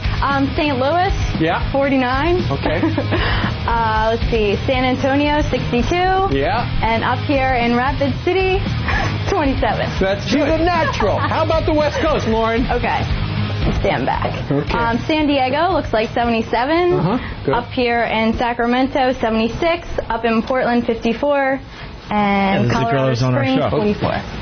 Ladies and gentlemen, around the applause. All right, we're back with the Opie and Anthony program on XM Satellite Radio. Are they doing a better job with Lauren, Miss FHM 2005? Well, the viewers are able to see her. And you are from New Jersey. So right there, they're doing a better job. FHM magazine had a nationwide search for the cover girl or the magazine mascot? Miss 2005 FHM. He doesn't even know what she is. Thank you. When did you find out you won? At least we did our research. Congratulations. I'd love to stick it in your ass. It's amazing. I'm still kind of in shock. I don't believe it myself until I actually see that was the problem. The she was in shock, which comes out in December. You should have just wrapped her in a blanket and kept her still. Right here. All right. Okay, thank you. Oh, there you go. So how fast did Playboy call and say, we want you to take your clothes off? Hey, we asked that question. No. Would you? No. Would you? No, I don't think I would ever do Playboy. Good girl. What is your voicemail? Let's see if they left a message. Just curious. Now, Lauren, you right now are single, right? You're living at home. Mm-hmm. Don't you feel as though now it's going to be... you are not. I know. Okay, so I know where this is going. No, but I'm thinking about our audience. Yeah, we're now in Norway and Sweden and Denmark. All right. For the Danes, it's going to be harder to get a date if I'm thinking like you, because people are going to be intimidated. I can't ask out Miss FHM. I'm still the same old person, though. Of course. They have pixelated out her butt, but she's wearing Are you getting new clients? like panties. Yeah. Full panties, She's got full panties on. They're showing her laying down. You barely see anything, but they've pixelated the back of her panties. How does your family feel about it? They're really, really supportive. They're People are excited. so They're so scared happy for me. shitless of the FCC. Yeah, he's not really. Because it's his my job biggest to fan. take care of Well, there you go. It's the same interview that we did. See, they're not going to get anything Everybody's out of it. excited. Everybody's happy. Yes. So why don't you guys instant feedback, Fox and Friends? They're doing a horrendous job, too. What do you want to do in the long term? After Miss FHM, and that's enough for anybody's lifestyle. Right. But do you want to be an actress, a singer, a dancer? You took a long I do all those things. And none of them. I don't know. I've always been interested in modeling and acting, so hopefully this will open up a couple doors for me down the road. But this is just wonderful. What are your obligations now? That's what we said. We asked her that. She has to make a Bastards. We did the exact same interview. Say. Their interview's better because they got some really hot pictures of her that you can look at as she's giving the boring answers. Yeah. She's got Diners Club. She's got a Sears card. I have Greta-like questions, and you're jealous. All right. Lauren Harris, Miss FHM 2005. The magazine comes out very shortly. And they went with... easy. I mean, I guess she's got to starve herself so she stays in shape, but I mean, you just show up and smile. Congratulations. I'm hot. You don't have to know anything or have any controversy. Wow, they went with the short interview, too. That was quick. See, we did short, they did short. They bailed. See? We're not the only ones. All right, getting back to the celebrity thing, the GPS, Anthony. Oh, is that where we were? Oh, my God, we went off on an hour tangent, but yes, talking about celebrities today. And this GPS, another idea that a bunch of guys sitting around came up with. I don't know. I don't know if this one's going to take off. Put some celebrity voices. It's kind of like in that same genre as, I don't know, buying a star for your loved one. Or having a celebrity wish you a happy birthday. Yeah. Who's the brilliant guy who came up with that star thing? That is just... How do you even get the rights to buy a star in your name? Right. And it's going to be named in the National Astronomy Registry, and it'll be your name. No, which one is it? Is it that one right up there? No, two more to the left. Ow! You won't get popular stars that you could actually see. Yeah. It's ones that are so far away, only like the Hubble can see them. They have to run out of stars, right? Yeah. And all it takes visible stars anyway. Is one fire. And that document's the registry is gone, and we'll just sell them again. Yeah, what really? Is there any proof? Scam. I want to talk to people that bought a star. Like, can you claim it? What do you get? If some miraculous thing happened where tomorrow travel to other places, other stars was instantaneous, would it still be legally yours? Scientists are looking up into the sky, and they're actually, somewhere, formulating, the Big Bang Theory, and they're actually naming, saying your name with that star. It's not happening. Yeah. I don't know. The Beth Jenkins is looking like it's going into the white dwarf phase, but the Bradley Smith is still a red giant. What? Travis, you got a star named after you? No, my ex-girlfriend bought me a star for Valentine's Day like 2 years ago. That's adorable. You get this huge huge like certificate. Yeah. That says where it is, and it gives you your points. Sky. Hey, can I see? Can you recreate the phony, excited look that you had on your face? Like, oh, honey, you shouldn't have. Oh, baby. And you can go online and try and find where your star is. Is it visible to the naked eye? Probably not. I have no idea. You didn't check? So what was going through your head when you were given this gift? So it was very sweet. We have a star now. It was our star. God. It was their star. This is our star. You take out an acoustic guitar after that and play the song you wrote for her? Twinkle, twinkle, our star. Oh, that's adorable. Travis has a star. So the Travis star. You haven't found it yet, though. No. Maybe it doesn't exist. The Travis Connor star. And how do you find it? They give you like dawning. The age of Travis, age of Travis, Travis. Yeah, I think they give you the moon is in the 7th house and Jupiter aligns with Travis. That's what they do when you get the star. Some out-of-work musical actors act that out on your front porch. Fantastic.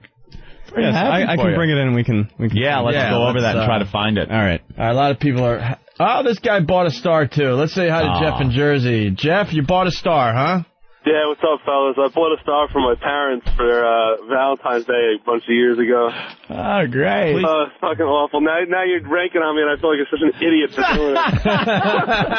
Because I saw this on TV. I'm like, who would buy one of these things? How did you get the rights for it? Yeah. I don't know. They send you like a parchment of of ownership of the stars. So it looks like this big giant parchment, Parchment. Like, hear ye, hear ye. You unroll some parchment. I want to start a new company where you buy midgets. You can't buy a midget. Why? Because they're people, regardless of what a lot of people think. You put a GPS system in them, so then you can track your midget on the internet. Like, hey, I bought that midget, and he's... Like his game. His little video game. Like right now, I got my little so-and-so's running around the dog. computer. Yeah. Only it's a real midget. Well, did your dad like the star thing, Jeff? No. Dude, he just kind of looked at it and walked away. It was all about my mom. Of course, a dad is going to be like, great. He's a bum. It's still framed on the wall, though, boys. Yeah, name a star for any occasion. Wait. Custom, deluxe, and ultimate package. Beautiful 16 by 12 full-color parchment certificate personalized with the star's name, date, and coordinates. Mm-hmm. There's still stars left? Apparently so. Deluxe is 20 by 16. Package includes complimentary personalized wallet card imprinted with the star name and coordinates. So you could have it in your wallet, so you could just pull that out. And then, see, if Travis had that, he could have just shown us right there his little wallet card. Yeah. Along with the International Star Registry parchment up on his wall. We're provoking aliens by doing this. You don't think they're already listening in? Oh, that son of a bitch renaming our star? Yeah, you think somewhere? Right. This is how it starts, man. Right.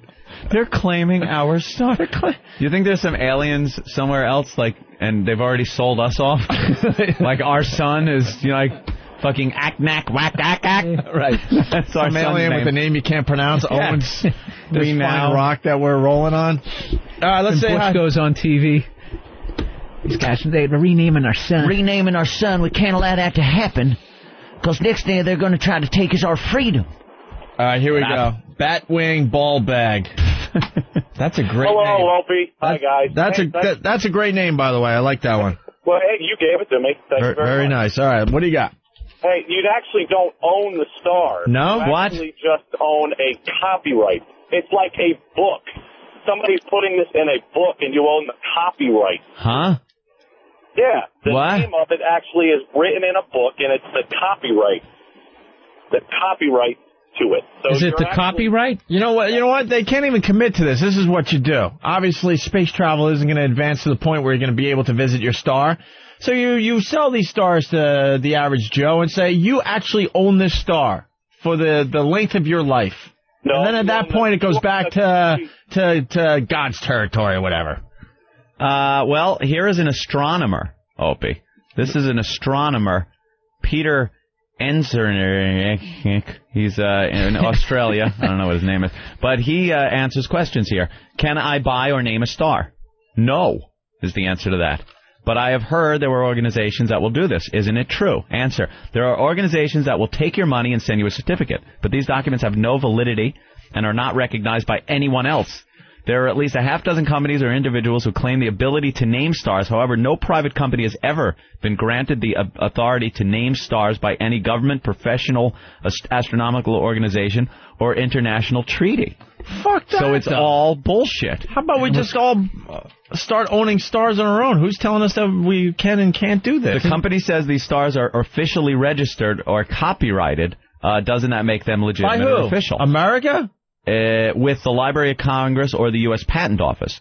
Official registered can simply mean registered with the star naming company. That does not mean anyone outside the company will accept this list of stars or their names as valid. So let's say the astronomers in Japan, are they accepting what we have decided here in the United States? No, there could be 5 different companies, let's say, that each sell the same star with different name. Like your star could be Travis's star. If 2 different companies have sold, I don't want a fucking star. You have one now. What's a great I've scam? given you one by proxy, just using this as an example. You got to appreciate a good scam, though. It is a good scam, selling stars. Stop it. Look at this guy or girl, Cody, the guy. Cody, Minnesota? Hey, what's up? You bought a fucking star, it says. Yep, this piece of shit. It's called the International Star Registry. Right, that's the big one. Yeah, bullshit. It's, basically, they only sell it to you if you're in Minnesota, or not in Minnesota, in the United States. Who did you buy it for? My ex-girlfriend, fucking cunt. But, your ex-girlfriend. Yeah. And obviously $250. Yeah. 200. I'd like it back. And what did she say when you gave it to her? Usual bullshit. Oh, it's so cute. Oh. God, shut up and suck my cock. This is so sweet. Where is? Let's go outside and look for it. Yeah, where is it? Oh, you don't even know. You're like right up. You see right up there? That one. Just point at like something real bright, like Venus. Right. That's yours, baby. It's the brightest one in the sky. Isn't that the North Star? No. That's your star. That's your star. I paid an extra $250 for it. Yeah, I got that whole pattern there that looks like a spoon. That's yours now. What a crock of shit. Who's falling for this? They call it the Big Rebecca now. Cody. What's up? Why? Why did you fall for this? Last minute. Pussy whip? I've seen these on these commercials on TV. I'm like, no one's buying into this, are they? Registered with the Star Registry. I bought into it. I'm a retard. Yeah. All right. It's stupid. Is it true you could also own pieces of the moon? That's what Kirby's saying in Oklahoma. It's ridiculous. Hey, guys, I got a friend of mine who bought for his wife an acre of land on the moon. Come on. And he is fucking convinced that one day it's going to be worth millions if he holds on to it when we move up there. Yeah. In his great-great-great-great-grandson's life. Yeah, when we all move to the moon. Yeah. That won't happen until the year 1990. When we establish moon bases. What happened? You know, we do have to find some of those old clips. Yeah. Is there a way to do that? I love the old 50s movies when it's supposed to be the future, but obviously the movies made in the 50s. Right. And they go through decade by decade. By 1970, we had established bases on Mars and Venus. By 1990, we had left the solar system. And you're watching and going, God, we're aiming high, weren't we? All right, this is going to be our new bit. I don't know how we're going to make this happen. It's like your New Year's resolutions you make every year. I'm going to drop 20 pounds. Yeah. I'm going to get a six-pack. Yeah. That's how they... I'm going to read some classics. And you really thought it was going to read some classics. You thought it was going to go that way. Yeah. I absolutely thought growing up that by 1990, by the year 2000... By March, I'll read For Whom the Bells Toll. You thought it was going to be something going on. Why don't we try to figure this out, though? Eric, you think you could do it? Or maybe we get the listeners involved? Get those old movies and those old news clips where they're telling us what's going to happen in the future. Star Trek has a few. I know Star Trek has, like, by 1980... You know, your Third World War that happened in like 1975. Right. It would be very interesting to get some of these clips from the old movies and and the old news programs and stuff, and see how accurate they actually were. Mm-hmm. There's some comic used to do, I don't even know who it was, but used to do a funny bit about Star Trek, which is kind of a hacky comic subject, but it was always the three-person rule in Star Trek, 2 of which had to be Earthlings, and then they had to have the alien guy. So it's like, you're Julius Caesar, you're Abraham Lincoln, and Vulcan's Amaka Shakaho. Has to throw that alien guy in from Rigel 7. Star thing is completely fake. Yeah, stop. This is how Indians lost America. What, we're selling off land? Can we... this guy has a very good question in Virginia. Jason, what's up? Hey, guys. Ant, you'd be the expert on this, but do you think you could buy a black hole and name it Robin? Fred got me a black hole and ended up Robin. Now she's in a dunking booth doing the news. Ugh. They ripped me off. It's my star. Wife. All right, we'll do one more of these, and then we got to get to the celebrity thing, because now there's a new thing. Look at us. Because we were talking about how celebrities could call you on your birthday. Well, now they're doing it with the GPS, right? Birthday. Let's say hi to Corey in Georgia. Hey. That would be your cue, Corey. You're on. Corey. Dory. Georgia. Maury. Wife bought me a star. You're from Georgia? Yeah, you. What's your name? What's Corey. What? Corey. That's what we were saying. What were you listening to, my friend? I was listening to you. I just couldn't get through. I was saying hello. Your pants are on just fire. Just got done taking a great big Howard down here in Georgia. Big Howard in the toilet. We get it. It says it twice. We get it, dude. We're trying to help you, Did you buy your wife a star, sir? No, my wife bought me a star. It was also the best blowjob I got that night, man. I said, baby, you're the only star I need. Ugh. The best. Oh, she just went to Wow. Damn. Holy shit, don't do that while I'm driving. I'll have a real crash. Still not impressed with the phone calls we get from Georgia, I got to tell you. What's that? I'm not impressed with the calls we get from Georgia. Georgia usually, a little shaky. Really bad call. Shaky. I don't think they understand the program yet. Anthony, so now we got celebrities doing the GPS thing, and we found a Mr. T one. Yeah, there's a couple over there. Mr. T.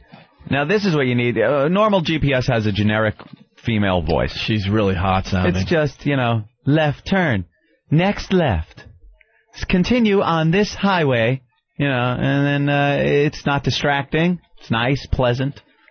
That's it. Subtly aroused. Yes.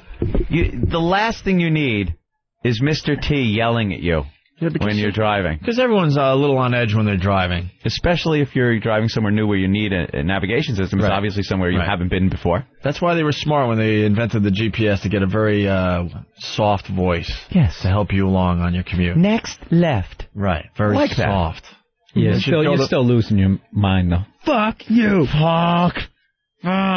Make a mistake and it has you turning around. You ever start talking back to it like, I know! Oh, yeah. Thank you. The miles thing is always off, too. They'll be like, make a left in 0.03 miles. And so now you're looking at your odometer, you're not missing the turn. And it's always like at least 3/4 of a mile. Oh my God, I've gone 0.3 of a mile. Maybe in the old GPS. What are you looking at your odometer? I'm looking at the one on the... on the GPS? No, on the whatever. Budget rent-a-car. I don't have a car. Oof. Budget.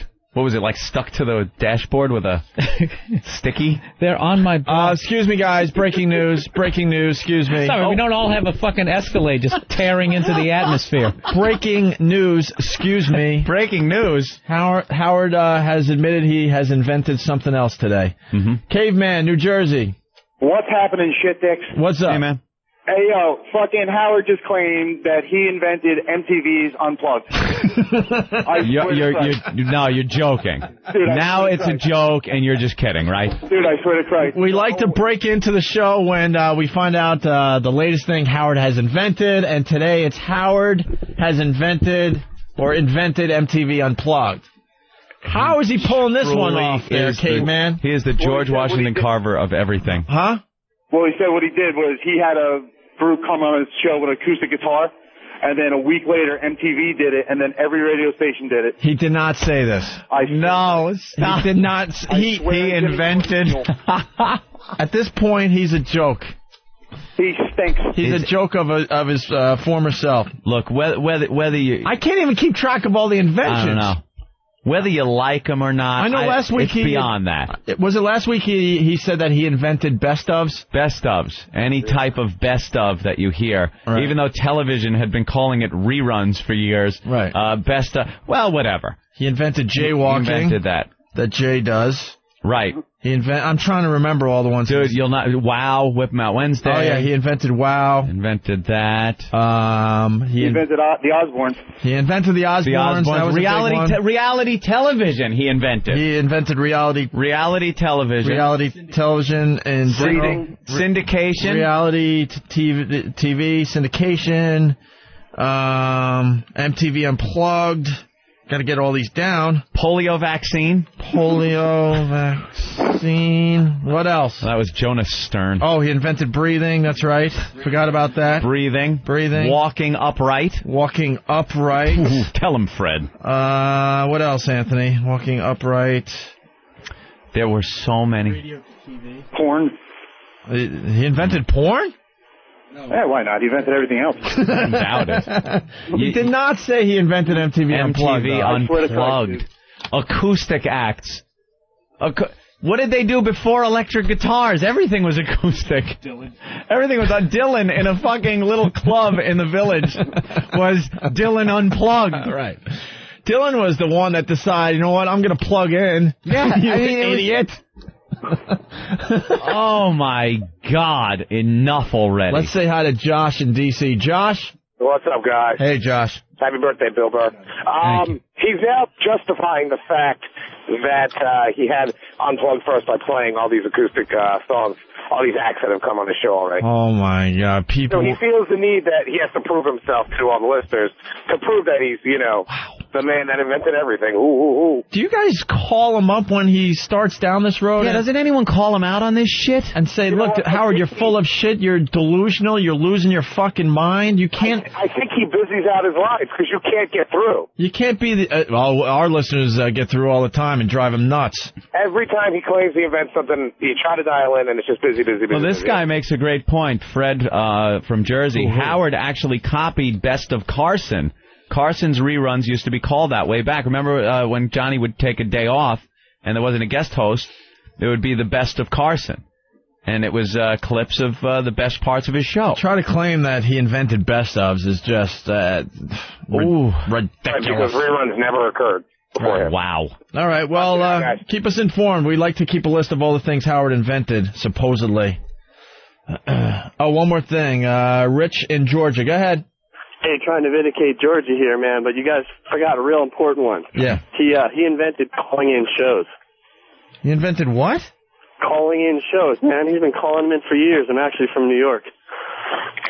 It means phoning it in. Yeah, phoning it in, or, well, thank you, Georgia. Out. Oh, that's right. He also claimed that he invented, go ahead, Chris, I'll let you say it. Chris from PA. The Everyone Hates Chris show, that Chris Rock show, he says that was his idea because of Howard Stern in the high school years. Yeah, that's right. He says that they stole that idea from him also. That's right. Holy shit, I thought they stole it from the Wonder Years and Everybody Loves Raymond. Yeah. Isn't it the Wonder Years? Now he's claiming Chris Rock stole his life, and now he says stole his upbringing. His ideas on the air. People don't have time to listen to Howard. Howard is so paranoid. He thinks all these creative people are sitting back listening to Howard every morning so they could get their next idea. People don't have time. Chris stole his childhood. Yeah. If it wasn't for him, it wouldn't be a world, it seems like. All right. Thank you, sir. I forgot about that one. I got to add that to the list. The new Chris Rock show he invented. New Chris Rock show. I am stunned. All right. So, getting back to this. Oh, you got the audio? Yeah, let's listen in on this. Bands never, ever took an acoustic guitar, brought it in, and played on the radio. Led Zeppelin and we started doing it all the way back to NBC days. Can you stop this? DC 101. And in DC... I have at home Zeppelin playing on radio on the BBC. Dude, stop. Back Alan Freed would have people come in and go, do up, do up, do up, do up, do. And the only reason these big acts would come in, especially in the early days, you know, and play acoustically, is because they couldn't get all that equipment into a radio station. Exactly. Oh, my God, he's losing his He's fucking really mind. going crazy, and I don't want to start feeling sorry for him. It's getting close. It's getting very close. When I start feeling bad for somebody, wow, all right, he's losing his fucking mind. Let's listen a little more, and we'll give him the benefit of the doubt. Go ahead. To NBC days. DC 101. And DC 101 as well. And all of a sudden you saw a burst of sudden genius, like on MTV. They started having artists in to do it, and then all the other radio stations started doing it. Today it is... MTV built a whole series on Shut up, you fucking It's hole! so commonplace now to hear a guy come in with a guitar and play a stripped-down acoustic version. I'm telling you the truth. When I was on in Washington, D.C., it was never heard of. And I remember I used to receive such accolades because it occurred to me that people could come in with just a guitar. He's officially a crazy old fuck. He is a crazy bastard. How do you go on and claim this? How do you claim that? It's like buying a star. It's just like buying a star. I have a certificate of authenticity on Unplugged acts, Robin. Tell him, Fred. I invented buying back stars. in from the NBC days, DC 101, DC 101 days. Back when I was in Roosevelt. Woo-hoo. Tell him, Fred. Fred ain't saying shit. He even knows you're delusional. God. Holy crap. Well, he's losing his mind. All right. He understands. He invented Unplugged now. There is a lot of pressure. I can't keep up with all his inventions. With him going over to satellite, a lot of pressure. Howard Einstein. There's going to be a huge decrease in his audience size, and he's a little freaked out about it. And he's, right now, this is a man trying to justify his career. He's trying to justify his life and his career and give it some validation in his waning days. That's what he's doing. And now he's claiming ownership of MTV Unplugged and any Unplugged. Well, good luck, Howie. Don't make us find examples of other performers playing Unplugged before. Wow. You got into radio. I mean, this one's way too easy. All of radio rips me off. Of course, Howie. Of course. All right, Anthony, the GPS and the celebrities. Mm-hmm. So instead of the hot voice, the no one was thinking voice, about celebrities doing GPS, Robin. Till me. I was actually in someone's car giving them directions. I said, turn right here. And somebody said, that's a great idea. Could you just be in my car all the time and talk and give me directions? I said, I'll tape it for you. A lot of people are very pissed off at me right now, and I don't blame them, but I get a little excited. Plastic Man from Columbus, Ohio says it all. Thanks a lot, Opie. I just lost my fucking hearing. I just lose my mind when Robin talks on that show because she has absolutely nothing to add whatsoever. You have to do your yelling way back here. Yeah, you have I know. to go like this and I know. Yeah, that'll work. But she drives me nuts because she has nothing. Absolutely nothing. She's the luckiest lady in broadcasting. And she should just shut up. How many times does Scotzo have people on? Well, you know what? And play acoustically. Why don't we get Black Earl on the phone? Black Earl will know. Maybe we'll bore the shit out of people with this, but we were lucky enough to work for a radio station called WNEW. One of the first rock stations in America. They had an archive. Remember the archive? It was a vault. It was like a museum. Remember they had the temperature had to be just right in there. It was a vault. There were tapes, reel-to-reel tapes in there. Reel-to-reel tapes going back in, to the 70s. Yep. Of bands performing for WNEW. Yeah, acoustically and plugged in. And guess what? There wasn't just a few. No. There were thousands of these. It was a library. At this point, they're trying to figure out what to do with all these tapes because it's just a gold mine. They don't know what to do with these tapes. It's in this weird room at WNEW. It's like a vault. It's like a bank vault. There's only like one or two keys. It's the temperature has to be just perfect in there. Earl. Yo. At WNEW, right? Yeah. That room that has all the archives of the bands coming in? Yeah. How many reel-to-reel tapes would you say are in that room? Thousands. Thousands, okay. Thousands. And how far back does it go? I think as far back as 71, maybe? 71. 1971. Mm-hmm. And is it true, Earl, that these bands would perform for WNEW? Oh, all the time. It was everywhere. Would they perform electrically? It would be. It depended. The tech setup usually was acoustic. It was easier to set up. There you go. And Scotzo would talk with the artists, John Lennon and such, members of the Who, and maybe they would perform acoustically in the studio. Yeah, they would play songs live in the studio. No, just a simple setup. Wasn't there something called the WNEW Magic Ballroom or whatever it was called? Yeah. The Imaginary Ballroom? The Imaginary Ballroom. What happened during the WNEW Imaginary Ballroom? The bands would play live. And this would be what year, Earl? Wow. I mean, it's old as radio itself, practically. Let's just, is it fair to say before 1980? Yeah. Oh, absolutely. Yeah. See, we back up our shit with facts. Fair to say around the times with of Bob facts. Hope. Yeah. Yeah, and if you go back to WNEW AM. Yeah.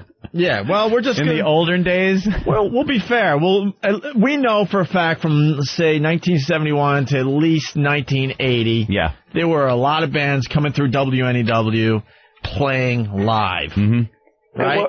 And you also got to remember in the days of AM, that was how the radio shows were done. The bands would play in the studio. Yeah, they would come in the studio and play live. That's how it was done. There's a bunch of frauds that work around Howard, too. They're all too scared to, bring it to his attention. Howard, Full of shit. What does he say? They all just sit there and kiss his ass and lick Earl. his asshole. Earl, he just said, just moments ago, that he invented MTV Unplugged.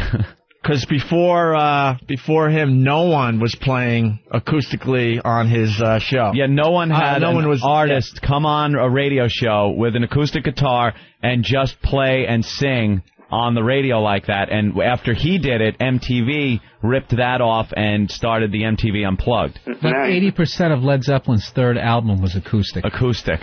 Now he's just talking crazy. We know that. Lost That's his why mind. we like to back it up with facts. Yeah, but the acoustic... Do you have an example of some of the artists that played on WNEW? Greg Lake. Greg Lake from ELP. Greg Lake from ELP. Patti Smith. Roger Daltrey. Yeah. Wait, Roger Daltrey actually played live at WNEW? Yeah, he played it. They did an acoustic setup in the studio. That's great. Hey, can I play that clip again of Howard? Because we do back up our shit. Yeah, listen to this, Earl. Bands never, ever took an acoustic guitar, brought it in, and played on the radio. And we started doing it all the way back to NBC days. DC 101. And DC 101 as well. Tell him, Fred. And all of a sudden you saw a burst of sudden genius, like on MTV. They started having artists in to do it, and then all the other radio stations started doing it. Today MTV built a whole series, Unplugged, around it. Yep, it is so commonplace now to hear a guy come in with a guitar and play a stripped-down acoustic version. I'm telling you the truth. When I was on in Washington, D.C., it was never heard of. And I remember I used to receive such accolades because it occurred to me that people could come in with just a guitar. Shut up! Shut the fuck up! He just lies openly to his listeners. And the people sitting around him know it's not true, but they're pussies. A bunch of fucking pussies. Wow. And that hole, what does she add there? Nothing. Again. And guys, the other stations, other FM rock stations, were doing this across the country as well. I mean, K-Rock LA must have tons of tapes. Yeah, but K-Rock LA, we're being fair since Howard started broadcasting. Yeah. K-Rock LA was after Howard started broadcasting, right? Probably, yeah. So, I mean, we have a good example, WNEW. We all worked there. We saw the vault. It's sick how unbelievable this thing is. They got all sorts of very, very rare recordings. They should do something with that. They still don't know what to do. They should just hand it over to a record company and let them figure it out. And all these bands were coming through WNEW and playing acoustically, including Roger Daltrey. So, I mean... Yeah, hey guys, remember the BBC sessions too, going back to at least 1966. If memory serves, didn't Led Zeppelin release an entire album of stuff they did live on the BBC? I got that. Fucking incredible. I got that. And then we got Ben in the studio. WBCN was doing the exact same thing back in the day. They had Aerosmith doing that stuff in like 1973 when their first album came out. Aerosmith, BCN, acoustic. Bruce Springsteen at BCN when they were on the top of the Peru and Born to Run was out, like 1975. I mean, BCN was back from They started in 68, like NEW. No one. You heard him. No one ever, never took an acoustic guitar. Ever. He's the biggest fraud in radio, and people have to start figuring that out and realizing that. They just kept making acoustic instruments for some reason, but no one was using them. Another one, Boston, 1976, their first album came out. They did a thing with BCN when I remember that with like Hitch a Ride was acoustic back then. BCN has all those old tapes too. But he realized that a guy could just come in with an acoustic. He realized that he could just come in with an acoustic guitar. Look, he's lost his mind. He's lost his mind. What do you think they have a tambourine for? Huh? That's for the drummer when they come in. Right. Shit's going to be too loud. Earl? Yes. Thank you, sir. You just proved our point, which is making Blood Fart very, very annoyed today. Blood Fart. What's up, gentlemen? Hey, how are you? I'm okay. I'm actually absolutely a huge fan of the show. And Blood Fart, you're not being honest, because I know what you're going to say. You're going to say, why bring Stern up every day? Do we bring up Stern every day? Well, for the most part, do we bring up Stern every day? You're preaching the choir, Ope. I know, but we don't bring. But you guys exaggerate with your shit, and it's getting annoying. First of all, we don't bring up Stern every day. And secondly, the other issue some of the fans on Whackbag had was we're spending too much time talking about the assault on the media. That's not true either.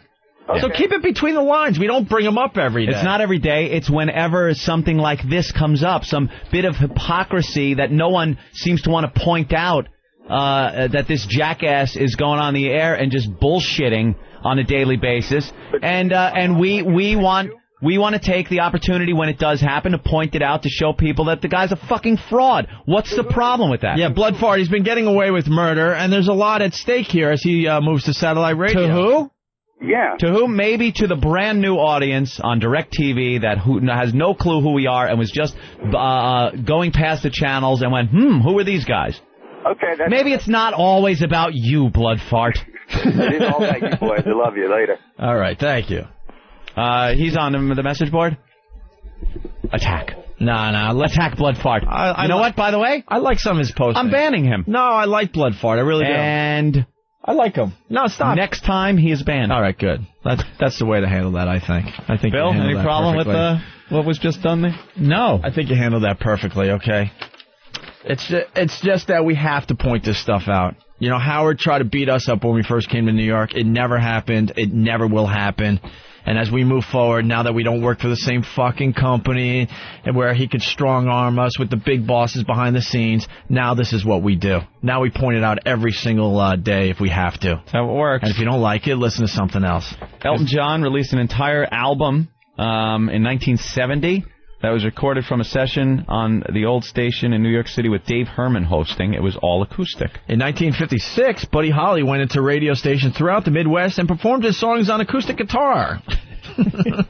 Yeah, there's so many examples. And if you know anything about, I guess it would be called semantics officially, Howard is lying so bad that he has to point out that I am telling the truth. As soon as you have to tell someone you're telling the truth, I'm telling the truth. You don't even feel good about what you're saying. I'm telling the truth.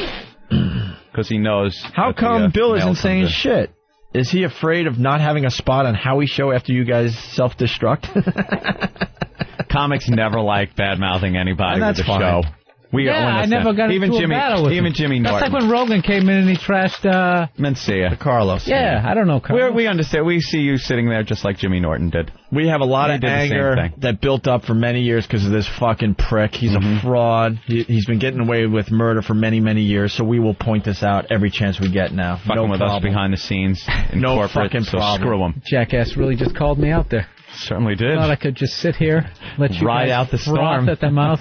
It's all right. As I do every other day. And make sure you call Howard and remind him that he did not invent this. It'll drive him nuts. Everyone knows. It'll drive him nuts again. David Lee Roth is the future anyway of radio, so. Of course. We're all scared of David Lee Roth. He'll be the next one we're scared of. Ouch. All right, why don't we take a break? Aren't we going to do something about Mr. T and navigation systems? Oh, no. Wow, man. Is he still on hold? We fucking stink. And we wrap up every Howard Stern rant with his fine reading of the XM satellite radio commercial. Quickly, though, Yes. Linda had a great point on there. On line 4. Linda? Yes. Hi. You'd like to bring up another radio live event? Yeah, actually this has been pretty enlightening because I didn't realize when the Little Rascals were performing live on the radio, Darla and Alfalfa were actually at DC 101 with Howard. It was the International Silver String Submarine Band, and I believe they performed live. That was an acoustic act. Oh, very good. They used, what are those things called? Kazoos. And they did The Daring Young Man on the flying trapeze, and every so often they would hit a cymbal. You were in the audience. Yes, they would hit a cymbal, and my hat would pop off, and my hair flew up in the engineering room. Exactly. Who knew? Who knew Howard was involved with that also? Yep. All right, goes way back. Thank you so much. All right. Bye-bye. We'll go to break with Howard Stern talking finally about XM satellite radio. Yeah, Beyond FM is XM satellite radio. I got to speak up. We can't go to break. Oh, and they are just losing their minds in the other room. I have to speak up. Derek what the and Travis fuck was are laughing. that? That wasn't just the commercial. There's music playing over it. What was that? That was a submission we got from Chemistry. Chemistry? And just off the cuff, off the fly, out of the fucking blue, you decide to play that one? I thought it was something different, but... Holy shit, Hawk. Oh, well. Holy shit. Good call. You just decide to play some fucking faggot music over something you kind of wanted to hear. You couldn't hear what Howie was saying. The music's too loud in the mix. I don't know what that music is. Made me want to start having butt sex. What the fuck? Why not just play the one? Excuse me? It was very gay music is what I was trying to convey there with the butt sex. It was definitely, but it wasn't enough to convince me to go to the other side. It was very gay. I think it's going to take a little more than that. Yeah. Jesus. Hawk, excuse?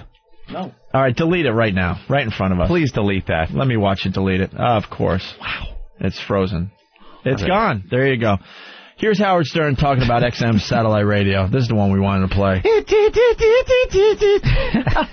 Howard Stern loves XM satellite radio. Loves it, loves it, loves it. He has it in his Escalade, and he loves talking about it. If you're planning a road trip this weekend, it's time to take XM satellite radio along for the ride. XM gives you 100% commercial-free music. It's the ultimate playlist with channels for album rock, alternative, heavy metal, hip-hop, unsigned bands, blues, jazz. There's an XM channel for everyone in the family, including the biggest names in news, sports, talk, and comedy, all in digital quality sound. No wonder it's the most listened to satellite radio service. The XM Roadie from Delphi can turn any radio into an XM radio. It's the smallest satellite radio ever, so it looks great on your dashboard. XM, check it out. Electronic stores, including Best Buy and Circuit City. Beyond AM, Beyond FM, it's XM satellite radio. I like this instant feedback from James in Georgia. Big comeback for Georgia today. Hey, fellas, just had a thought. I can now TiVo your show and listen to it whenever the hell I want. Thank you, DirecTV. That's right. That's a great, great feature. You got a TiVo, or does DirecTV have the DVR kind of thing yet? I don't know. I'm sure they will in That's the one problem with the MiFi. You can't really rewind or fast forward. Yep. So, like, our show, for example, is saved in chunks. So if we go an hour without a break, that's one chunk, and you can't like fast forward or rewind within that chunk. You know what I mean? And we've been working on. We're trying to figure out something where maybe the display changes throughout the show, so then it's broken into lesser chunks. Can't you fast forward? But it's like no, it goes from chunk to chunk. Whole chunk. Yeah, it goes from chunk to chunk, basically. Yeah. Like you record a channel, let's say, on your MiFi. And when I'm in the car, it's all about Ethel, let's say. And then all of a sudden, I got a bunch of songs on there, and I could either skip, forward or backwards, depending on what song I want to listen to. Right. But you can't like fast forward within the song or rewind within the song. They should invent something. Yeah. I think it's on the way, but the point I'm making with this whole DirecTV thing, now that problem is solved because you TiVo the show, and then when we're boring. When that segment is just not going anywhere. I'm going to fast forward 10 minutes and see if they got better. See what they did. See what they do now. So, just love the DirecTV deal. It's awesome for us. Mm-hmm. Absolutely. All right, you want to get to the GPS audio? We were headed there. somewhere. Oh, no. Scott Ferrall. I got DirecTV. It rocks. I got all the games going. I got porno. I got you now. It's ridiculous. Where are you working these days? Well, I'm still doing the Fox Sports Radio thing, and, I'm having a huge bash in Miami on 142. It'll be on all weekend. I'm going to be going to the last NASCAR race at Homestead, and they're going to crown Tony Stewart the champion on Sunday. Saturday Busch race, I'm hitting the Miami Canes, Georgia Tech football game at the Orange Bowl with all the Cuban hotties. Woo! Hey, we have your pal Bill Burr in studio today. That's cool, man. I guess both the Yankees and Red Sox blow, huh? Yeah, but A-Rod is the MVP. Yeah, he blows too. What a pussy. Oh, you don't like A-Rod? He's got no rings, and he talks a lot, and he stood there and held the bat for 5 days in October. It was torture for me. I was drinking shots of goose. Well, I almost had a heart attack watching them lose. Jesus, it was awful. Just what the White Sox did to everybody was unbelievable. They're killing everybody. Hey, look at the Giants. All their owners are dying off, and then that game last week sucked against the Vikings. God, I'm glad I'm going to South Beach. I need to look at all those titties down there and get some sun. Yeah, the Giants looked awful last week. And, it always ends with pussy. Yeah, I know. Pussy or booze. And their co-owner died last night, I guess, huh? Yeah, Tish family lost their father, Bob Tish. He was 79. He had brain cancer, and of course Mara had passed. I don't know, a month ago, and it was just a bummer. I was at that game, and it was just torture. Sharper had a 90-yard pick for a touchdown, a punt return for a touchdown they had in the game, a kickoff return for a touchdown. Manning threw 4 picks and still tied the game when they went for 2 late in the game, and then they lose on the field goal. Yeah. It was crazy. The beer ended up giving me a hangover just losing that way. I've never seen a team lose that way. He wraps it up. Wraps it up with beer or pussy. I love it. It's the only way it's going to go. Fucking rock, Ferrall. Honest to God, I called all my boys down in Miami. I'm hitting Scarlett's, the Versace room. I'm taking down a bunch of raw spenders from New York to just blow money and look at hotties and get boob pro poured all over us naked in a hot strip club on Saturday. Now we're going to Joe's Stone Crab. We're going to eat crabs and claws and everything else until we're blue in the face. We're going to just be busting off rounds. Anybody that wants to party with us, go to Homestead Speedway on Sunday. I'm doing shows there Saturday morning, Sunday morning. They'll both be hangover shows. Count on it, and I hope Fez... What do you think about the Iraqi war? How's Fez, man? Is he cool? Fezzy's all right, yeah. Well, send him my love, and I was really sorry to hear about that. You guys have it your way. You're kicking ass on TV now, too. I'm digging it. I got to run, and I'll see you freaks in Miami. You bitches better come and party with me. No. You guys are soft. All right, Scott. You guys, that'd be cool. All right, there you go. Scott Ferrall, I just want to say hi. All right. Damn, Bill fucking finds that. Yeah, we've been talking to him for years. I never noticed. He just wraps everything up with booze or pussy. Yeah. What do you think he's talking about? No, I can't wait for him to call back. We didn't find any weapons of mass destruction. I'm sitting here with my cock in my hand. We need some sort of exit strategy. I gotta have a drink. Can't wait to hear him now. I heard that Mr. T's doing the navigation system on some of the vehicles. He's going to be screaming directions out at you, left turn, right turn. It's going to be great. It's going to be pretty annoying when I listen to it after about a quart of fucking Jameson. And a chick sitting in the passenger seat with her muff showing. Anyways, the Giants had a rough game. He knows his sports, booze, and pussy. Yeah, another one of the owners of the Giants just died. I'm dying for some pussy over here.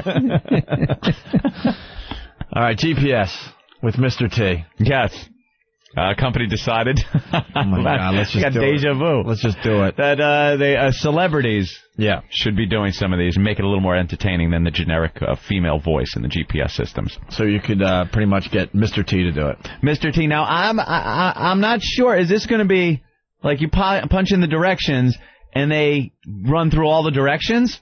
Or is it just going to be a little incentive while you're driving? Like every so often in between the left turn, right turn is, hey, make sure you keep your eyes open. Don't fall asleep at the wheel, fool. Something like that. Or is it? Or are they going to sit them in a studio and go, left, turn right, go straight, 1 mile, 2 mile, 3 mile, quarter mile, and then have somebody cut it all up and then put it together like they do. You know, it's not like Mr. T has to drive around with a tape recorder over every road in the country. Boy, this is going to take a long time. All right, we got to cover every single highway. We in Nebraska now. Make a right turn when you get to the cornfield. Mr. T, you don't have anything else to do. I think you can handle this one. I didn't know we had to do this in real time. This really sucks. In 100 miles, you're going to be getting on a bridge or some shit. And Mr. T going to be with you. Well, we got an example of his fine work. Yeah. Hey, this is Mr. T. Pay attention to what I'm saying. You heard me. This is Mr. T. Not one of them other 2-bit actors that could be doing a lot of stuff or whatnot. They might sound funny and whatnot. That's all. They just funny. They jokes. But when you ride with Mr. T gonna get you there in one piece. He gonna get you in fun. Your kid's gonna act right. And you're gonna get the direction. You're gonna be there safely. Or else.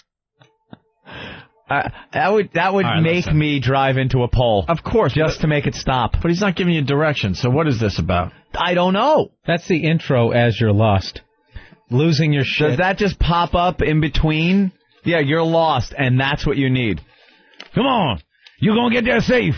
There could be other people doing this, but they have jobs. Miss T need work. Stay in drugs. Keep the kids out of school. Day team. All right, a quarter mile up, you're going to hit a ramp hidden by a log and flip the Jeep over. And then when you make a right turn, pull out your machine guns and fire widely, but make sure no one gets killed, because it's A-Team and we never killed nobody. All that lead be slinging and no one ever died on the show. What a bunch of faggots. We got a second example. Hey, this is Mr. T. You know this is me. I'm in this little box. All right. 2 things really make me mad. If you ever watch the A-Team, you know I don't like to fly. Now you got me in this little box. It's hot nearly. Cut the air conditioner up a little higher. Cool me off, brother. I don't like to be hot in the summertime. Not like this here. All right. Keep the air on me. If necessary, fan me. Because if I don't get fanned, I'll give you the wrong direction. And you'll wind up in the wrong area. You don't want that to happen, do you, fool? Ha, ha, ha. Oh, my God. You can tell he's just completely winging that. He actually flubs a couple of words in the middle. And they leave it in. And then one part isn't funny, and then he just then he regroups. He's like, all right. All right. Something else. You know, throw in a catchphrase. It's hot in summer. He almost said winter when he meant to say summer is what his gaff was. How do you cut the air conditioner on? Did you cut it off? Cut it on, and you know, when Hannibal, you trying to make me fly, they'd have to drug me. Don't drive on the drugs, fool. Ha ha ha.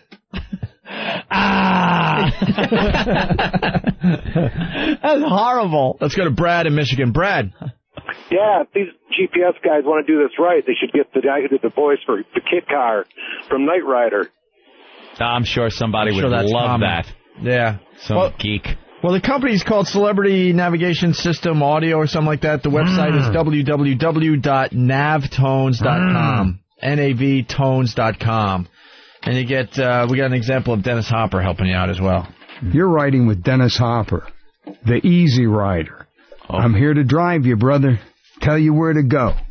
Sit back and relax. I'm going to get you there in one piece. What are you, high? How do you know I'm not just bullshitting you, man? You think I know where you're going? Come on. Are you lost yet? Are you lost yet?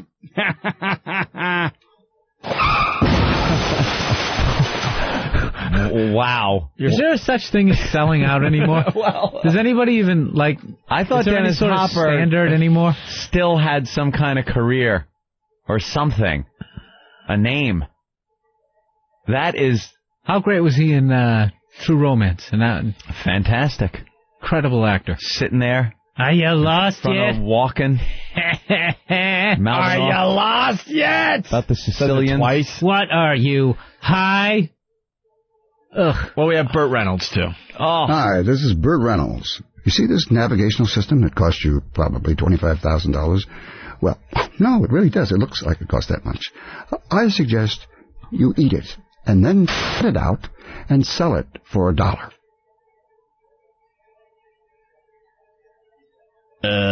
Oh my God. Burt Reynolds had nothing. Burt Reynolds had nothing. They put him in that room, and he had nothing. He didn't even give the... Yeah, where was his wacky laugh? Hi, this is Burr Reynolds. You see this navigational system that cost you probably $25,000? Well, no, it really does. It looks like it cost that much. Bombing. I suggest you eat it and then cut it out and sell it for $1. What we're dealing with here is a complete lack of respect for the law. That's an attention getter.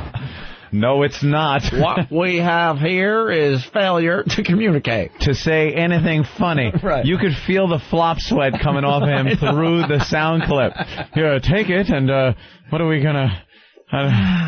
Norm Macdonald did the best stupid Burt Reynolds impression. Yeah, of course. God damn, it was right on the money. The guy has nothing. Let's go to Ken. Ken? Hey. Hey. Didn't they do the same thing in New York City cabs for quite a while with the celebrities? That was the celebrities telling you to buckle up. Yeah. And remember to get a receipt and take your belongings.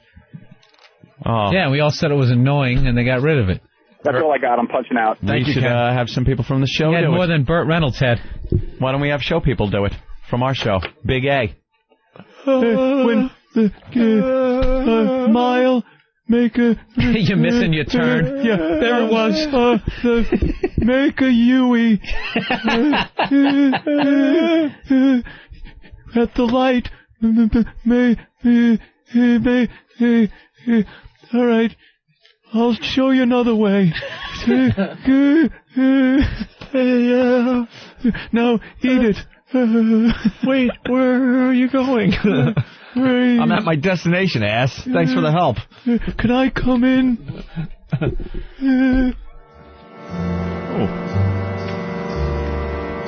Why do we have Is that Bruce? In a suit? My God, man. Taxi? My God, man. Taxi. Yes.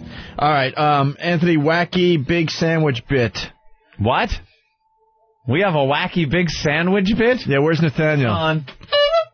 While we're entertaining America, Nathaniel is Hold on. surfing the TV and finding stuff for us to goof on. Wacky alert. Wacky alert. And when he finds something for us to goof on, he gets it ready and runs it into the show.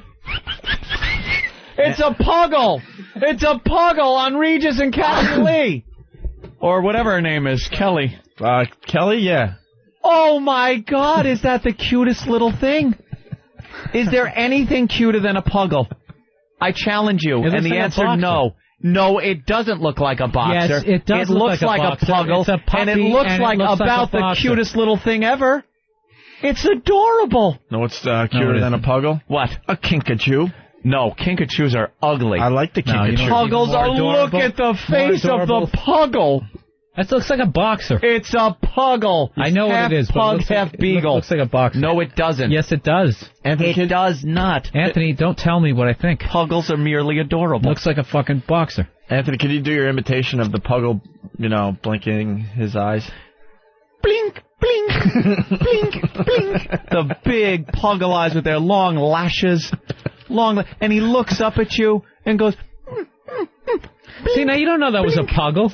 It was a puggle. There was no graphic up there that said I know a puggle because the cuteness was pouring out of the television. I got $20 there. That was a boxer. He knows it was puggles. Adorable. $20. Hate to say it, but I'll bet you $20 that was a puggle.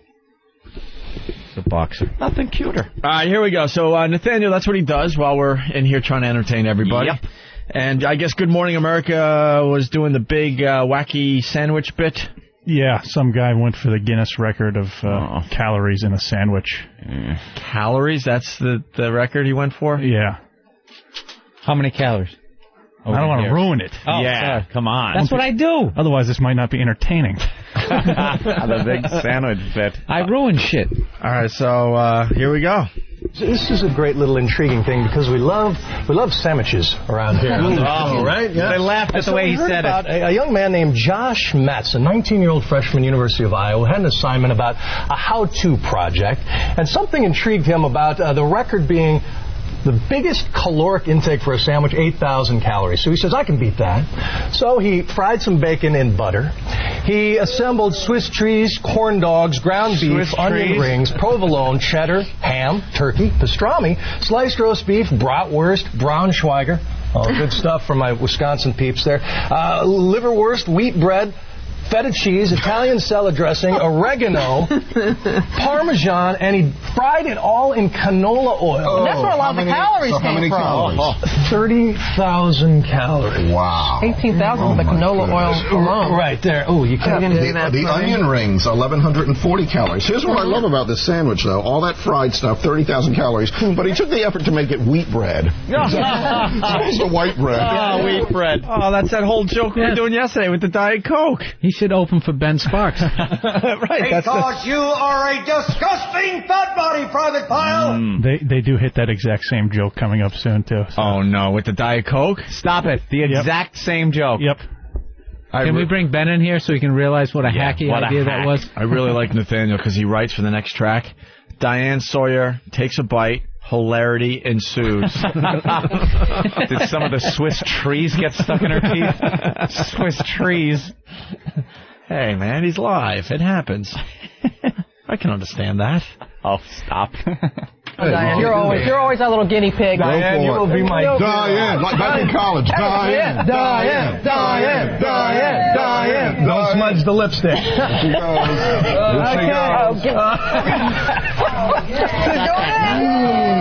How is that? Oh, that's good, isn't it? Good eating. Yummy. A fun day. How is it? I wish they had, eat one, get one free. Right. Yeah, right. That bite was 800 calories. Tasty? Can we get a diet soda? Never want a corn dog on a sandwich. Can we get a diet soda? Because she just, ate a big fat sandwich. Yeah. Well, there was hilarity, and it did ensue. Things in the TV room are going well. I see that, Nathaniel. Ben actually used that joke yesterday. Yep. Actually used it. Seriously. Wrote it down like it was going to be huge. Yeah. Might have made a promo. Who knows? Oh, really? Maybe. Very good, very good. Make a left out. Get out of Pats. All right, what else do we have here? That's everywhere you punch in takes you to Foxborough. No? Anything? So I almost said Foxwoods. Oops. I'll scratch myself there. It's somewhere northeast. Norton did a furniture store, Ed, in Cleveland? That's a Steve thing. Would you like me to get him for you? Nathaniel is the king of passing the buck and not taking responsibility for anything that isn't his directly. That's his way of politely saying it stinks, and I don't want any part of this. No, I just believe in honesty, and I wouldn't be able to. What's wrong with it? I don't. You don't know? Okay. You know. What about the 37-year-old woman marrying a 15-year-old boy? What's that about? I heard that. Is that real? The latest in that whole line of older women and teen boys. Is that legal? Yes, it is, actually. Where? What state? I forget. It's got to be somewhere down there, right? Alabama? One of those states. Alabama? Here's Steve. Steve, Norton Furniture Spot? Oh, it was a Cleveland furniture chain doing a wacky furniture commercial. Some listener from Cleveland taped it with his camcorder and sent in the audio. Wait, just held his camcorder up to this is a disgusting trend the listeners have picked up on. Apparently, they don't understand that the TiVos or VCRs have audio outs on them. Yeah. And they're holding up a shaky camcorder and saying, I got great audio. Is this worth playing? What is the Norton? If you were doing a furniture commercial bit a la Bernie and Phil kind of thing, it would be worth playing. But standing by itself, it's hissy audio and a shitty commercial. But what's the Norton tie-in?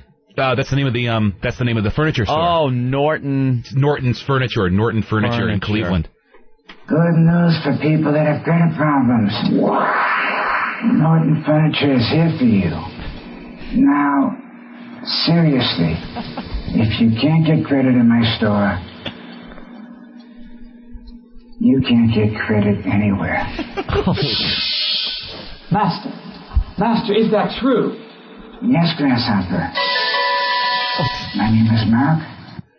They were going for a kung fu thing? How is this going to make you want to buy an end table? It's not. I thought he was like a psychopath. Yeah. I didn't understand they were actually doing a kung fu bit. It's just people, but it's the only element of a set would be the furniture showroom. Yeah. It's not like a kung fu set. Well, it's always just the furniture show. Every city has their. We had talked about it before. Every city has their wacky furniture guy. For some reason, the furniture guys got this, like them and the car guys. Yeah, where they don't have to be credible at all in what they sell. They could just go on and be so wacky and zany that it doesn't matter. More importantly, Ant, I want to make sure Steve is safe this hunting season. Oh, kind of hoped I could get out of the studio before this segment started. Has there been a problem? Well, they got a bear problem in New Jersey, and Steve happens to live in New Jersey. Oh, Jersey. I live in Jersey. That's right. Lives in Jersey. Every once in a while, they allow the hunters to just start shooting bears in the fine state of New Jersey. Doesn't matter where that bear may be.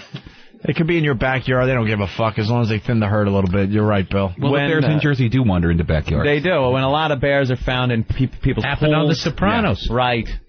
Coming in the backyard and swimming in the pool. So they want to thin the herd a little bit.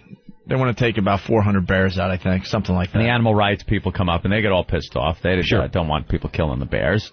And then the hunters want to hunt bears because it's fun for them. Right. And then the people that live in areas that have bears want them hunted because you don't want your little puggle to get eaten. Of course. At night when you put the little cute guy out back. It's a boxer.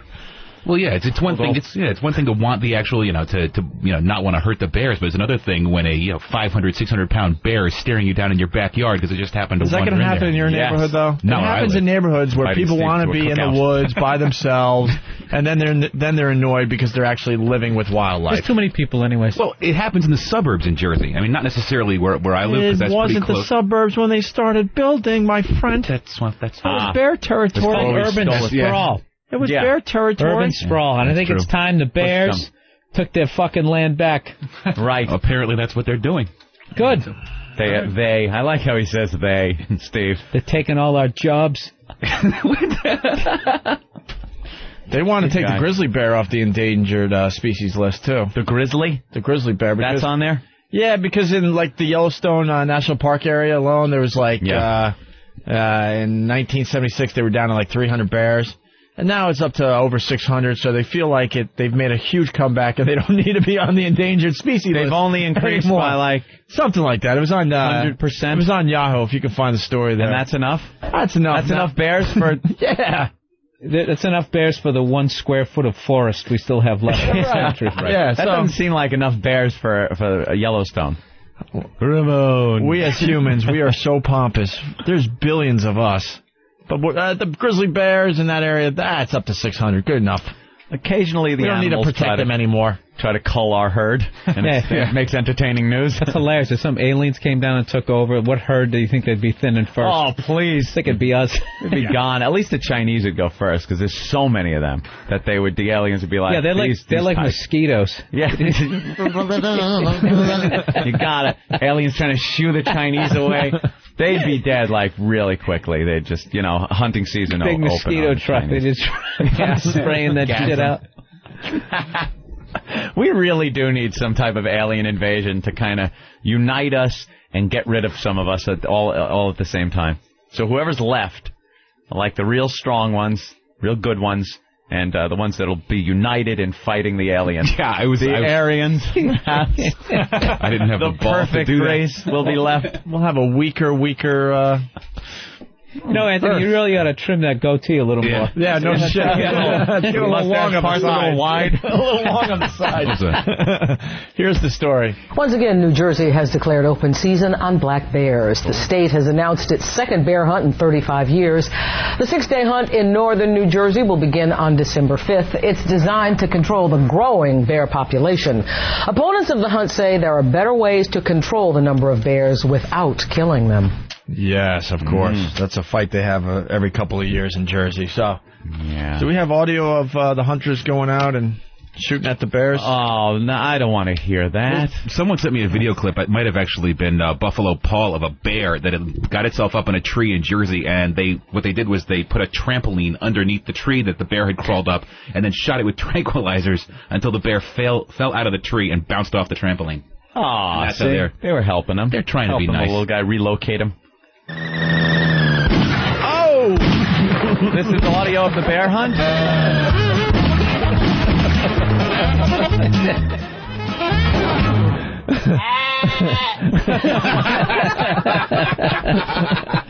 Wow, the chase was on. Certainly was. Glad to see you're okay. They missed. I have bulletproof glass on my hydrant. So stupid, but it's funny.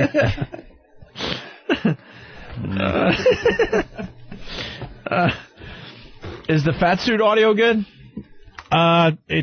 It's just Entertainment Tonight thinking they came up with this really cool bit of putting a attractive woman in a fat suit. Hey, wasn't They better check with Howard. Howard might have invented walking around in a fat suit. I don't know. We got to check. I can't chime in on that. I understand, Bill. I understand. Bill has had no comment. All right. E.T.'s Vanessa Manillo wears a fat suit, too. Yeah, Tyra just did this. Yeah. So why is E.T. doing this? I don't know. I don't know. It's a little strange. Yeah. I actually saw this last night, and her fat suit looked awful. Even worse than Tyra's fat suit. Yeah. But they put her in a super tight sweatsuit, too, just to really try to hammer it home. That's all I got. Reverend Riot from Cincinnati has a little thing. He goes, nice scenario, Space Hitler. So I guess we were talking about the aliens before. I never quite put it as Space Hitler. No? I think it's funny. I know it's kind of past its moment, but sorry. Wow. Sorry for interrupting. I guess that'll be on but Slugs and Bombs. They were also selling it as this sort of newsmaker thing. Space Hitler. Yeah. Sorry. Were you saying something? Space Hitler! Space Hitler. But they're selling this thing as a newsmaker, the fact that they put somebody in a fat suit, and it's them making the news about it. Like, the follow-up is how they have a story on the fat suit lady. So it's really just not a... Wow, so they did it and then treated it like it was news that anyone cared about, but they were the ones that were doing it. Exactly. All right. Good old E.T. Mary, as someone in the public eye, I've dealt with my fair share of people staring at me. This is what Tyra said. The same thing. It's the exact same Tyra thing. Banks said. Tyra Banks. Are they hoping no one notices? What's that? Tyra Banks invented this. She did. Oh, wow, you're going out on a limb. Where's the Tyra audio? Do we still have that laying around? Almost.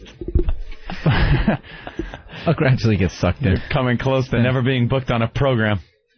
Mary, as someone in the public eye, I've dealt with my fair share of people staring at me. But for the first time in my life, I found out what it's like to have people turn away, avoid eye contact, and in fact, do everything in their power to steer clear. Isn't this like verbatim, as they say it? Well, it's far. Isn't this like really insulting, though? Yeah. You know? Well, I'm gorgeous. People usually like me. Now I'm ugly like some of these fat chicks, and I can't believe the response I'm getting.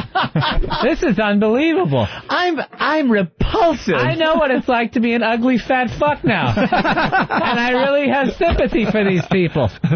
It is insulting. Yeah. Absolutely. Well, this is how it's the same shit like these Jessica Simpson going over there to Africa. Yeah. I slept in a hut. Oh my God, it was terrible. I'm going to get my private jet now, and the exhaust will knock over this whole village. As she takes off the starving children and caught in the jet blast. I'm glad we did that. Their life does suck. Really makes me count my blessings for what I have. Throttle up. All right, here's Tyra starting her fat suit show. Let's see. Have you ever stared at an overweight person? Or sized somebody up just because they were different? I like Tyra. She makes Most me of us think. have been guilty of judging somebody because they didn't dress like you, act like you, or mostly because they didn't look like you. I judged. I've just judged. like us. I get thousands of heartbreaking emails and letters every day from overweight women who are the target of the last accepted form of discrimination. They actually dread going out in public because of the laughs, the stares, and the humiliation. I know you are, but what am I? You may have been a victim of this. And if you haven't, I want you to imagine what it must be like to be that person. Today, I'm not just imagining it. I decided to be that woman. and to go undercover by becoming 350 pounds. Okay! To experience firsthand how we as a society treat people who do not necessarily fit in. And what I learned has changed my life. No, it didn't. I mean that. It has completely changed my life. And I'm going to share my experiences with you. So, that's how Tyra started her fat suit thing. And now this chick from E.T. said this last night and did the same exact bit. Mary, as someone in the public eye, I've dealt with my fair share of people staring at me. But for the first time in my life, I found out what it's like to have people turn away, avoid eye contact, and in fact, do everything in their power to steer clear. Not only was it shocking, but it was hurtful. And I'm revealing every frame. I really didn't... How is she getting away with this? This is such a complete ripoff. Tell him, Fred. For once, Fred, say something. Holy crap, this is the exact same thing. And this girl kind of looks like Tyra, too. I mean, similar complexion. Really? Hair. Yeah. Really not that sweet. The weird thing is, like, Tyra only did this a week ago. You would think, all right, hey, I like that idea. Let's throw this in a file and look at it in March, and we'll do the same thing. Yeah, right? Hopefully people will forget. A week later. I really didn't know how I would react when faced with my new reality. But once I got out there on the streets of Manhattan, it didn't take long to see that being overweight like this really changes the way people react to you. The subway isn't exactly the kind of place that makes anyone feel comfortable, but it's a pretty awful place for an overweight person to be. It was almost as if people thought I couldn't possibly have anywhere important to go. It's very difficult to get through the turnstile, obviously. Thank God I was surrounded by friends who were helping me, because if not, I would have probably been completely, utterly shunned, embarrassed, and abused. Well, excuse me. On the way out, this guy was so quick to literally shove me out the way. What amazes me is how quick people are to run in front of me so that they don't think that they can get stuck behind me, as if I'm going to take forever. No, because you are. Because fat people do. Because they were thinking... Space Hitler! Space Hitler! On the next chilling episode of Space Hitler. Fat people. How we can get rid of them all. They didn't have time for her stupid games. They're like, look at this psycho broad in a fat suit. I'm late to work. Yeah. That's what that was about. And turnstiles like she's pissed at the turnstile.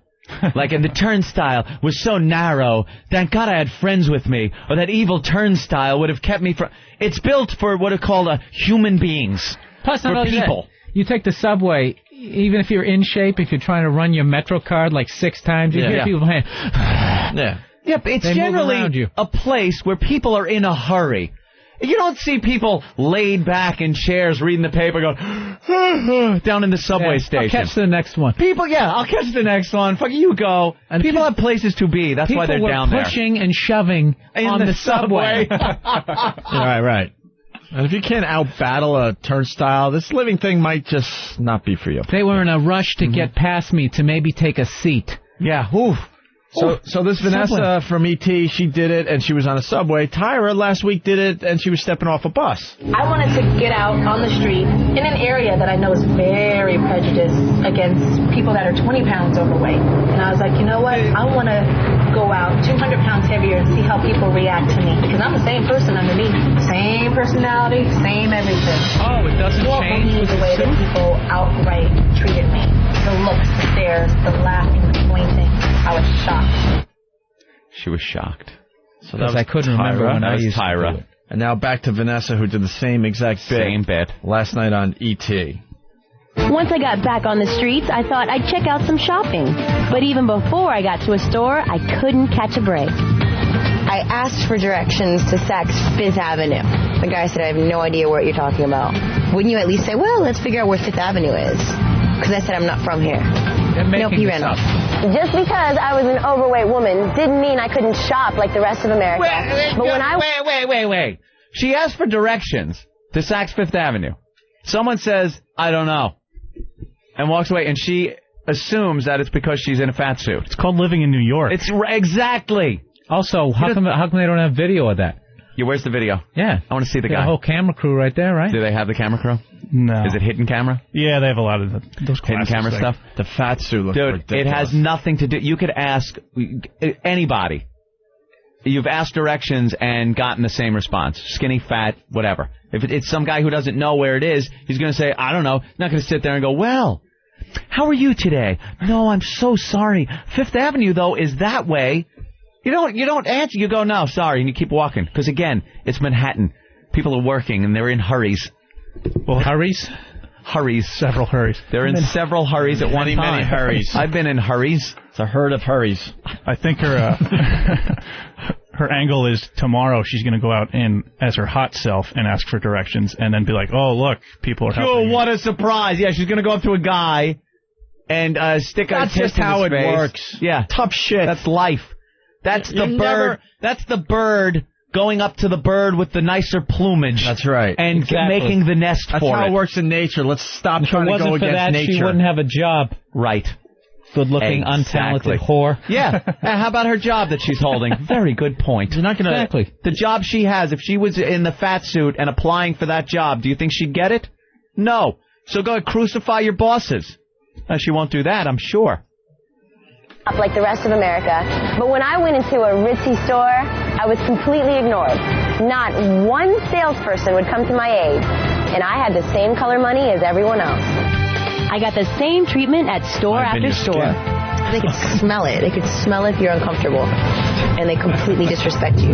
But as hurtful as all this was, as the day wore on, I started to see that there seemed to be a connection between the way others treat you and the way you feel about yourself.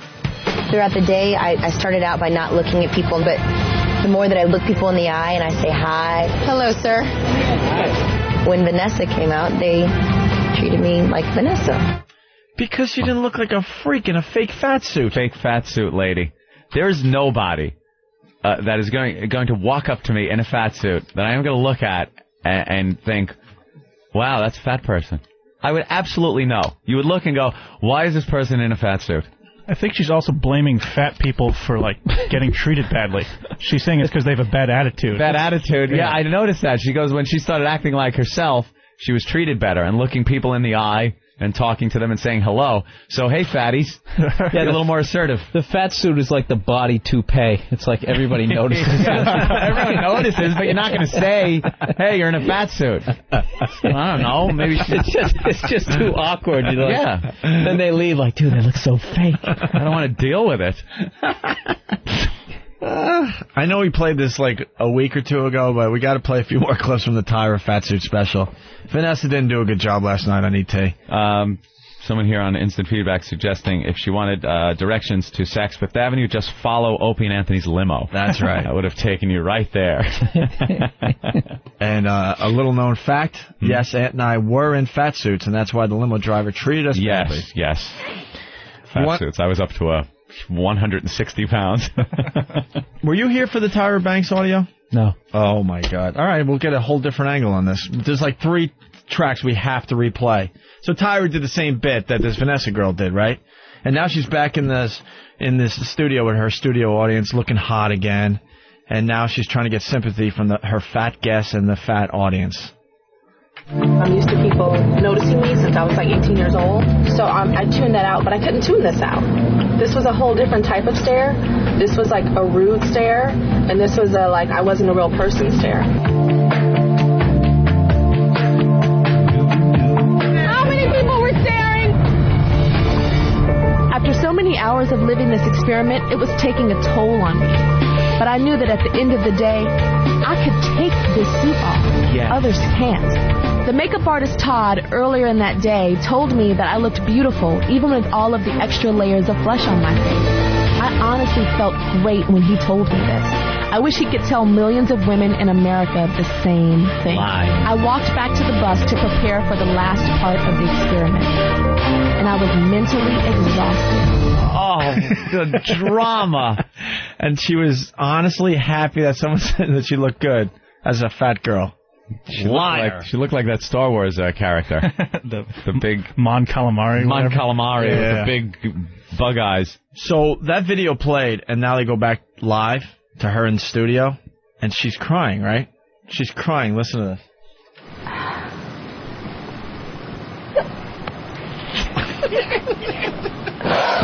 I was so hurt, you guys. And I know you guys, oh my God, you guys, it was so awful.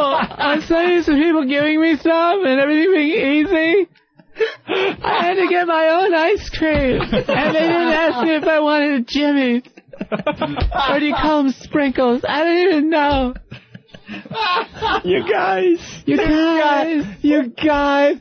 second you say you guys. Being fat and ugly for 6 hours. I can't imagine what it's like for you really fat and ugly people to be like this all the time. 6 hours of it made me cry. How have you not killed yourselves? You guys are so brave. You guys. The second she says you guys, it takes any credibility of her emotional breakdown away. No, it turns it into like a slumber party. Yeah, you guys. I love you guys. It's so phony. Listen again. I love her whimpering.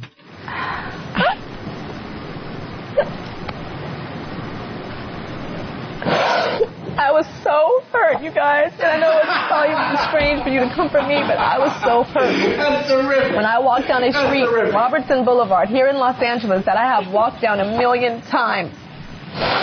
And the first I stepped off that bus and I saw 3 people turn around, stare at me, start pointing, and start laughing in my face. Yeah, look at the fat suit. And the thing that hurt me even more, and I can say this to you, was that they were black people. Yeah. And I was like, we're black.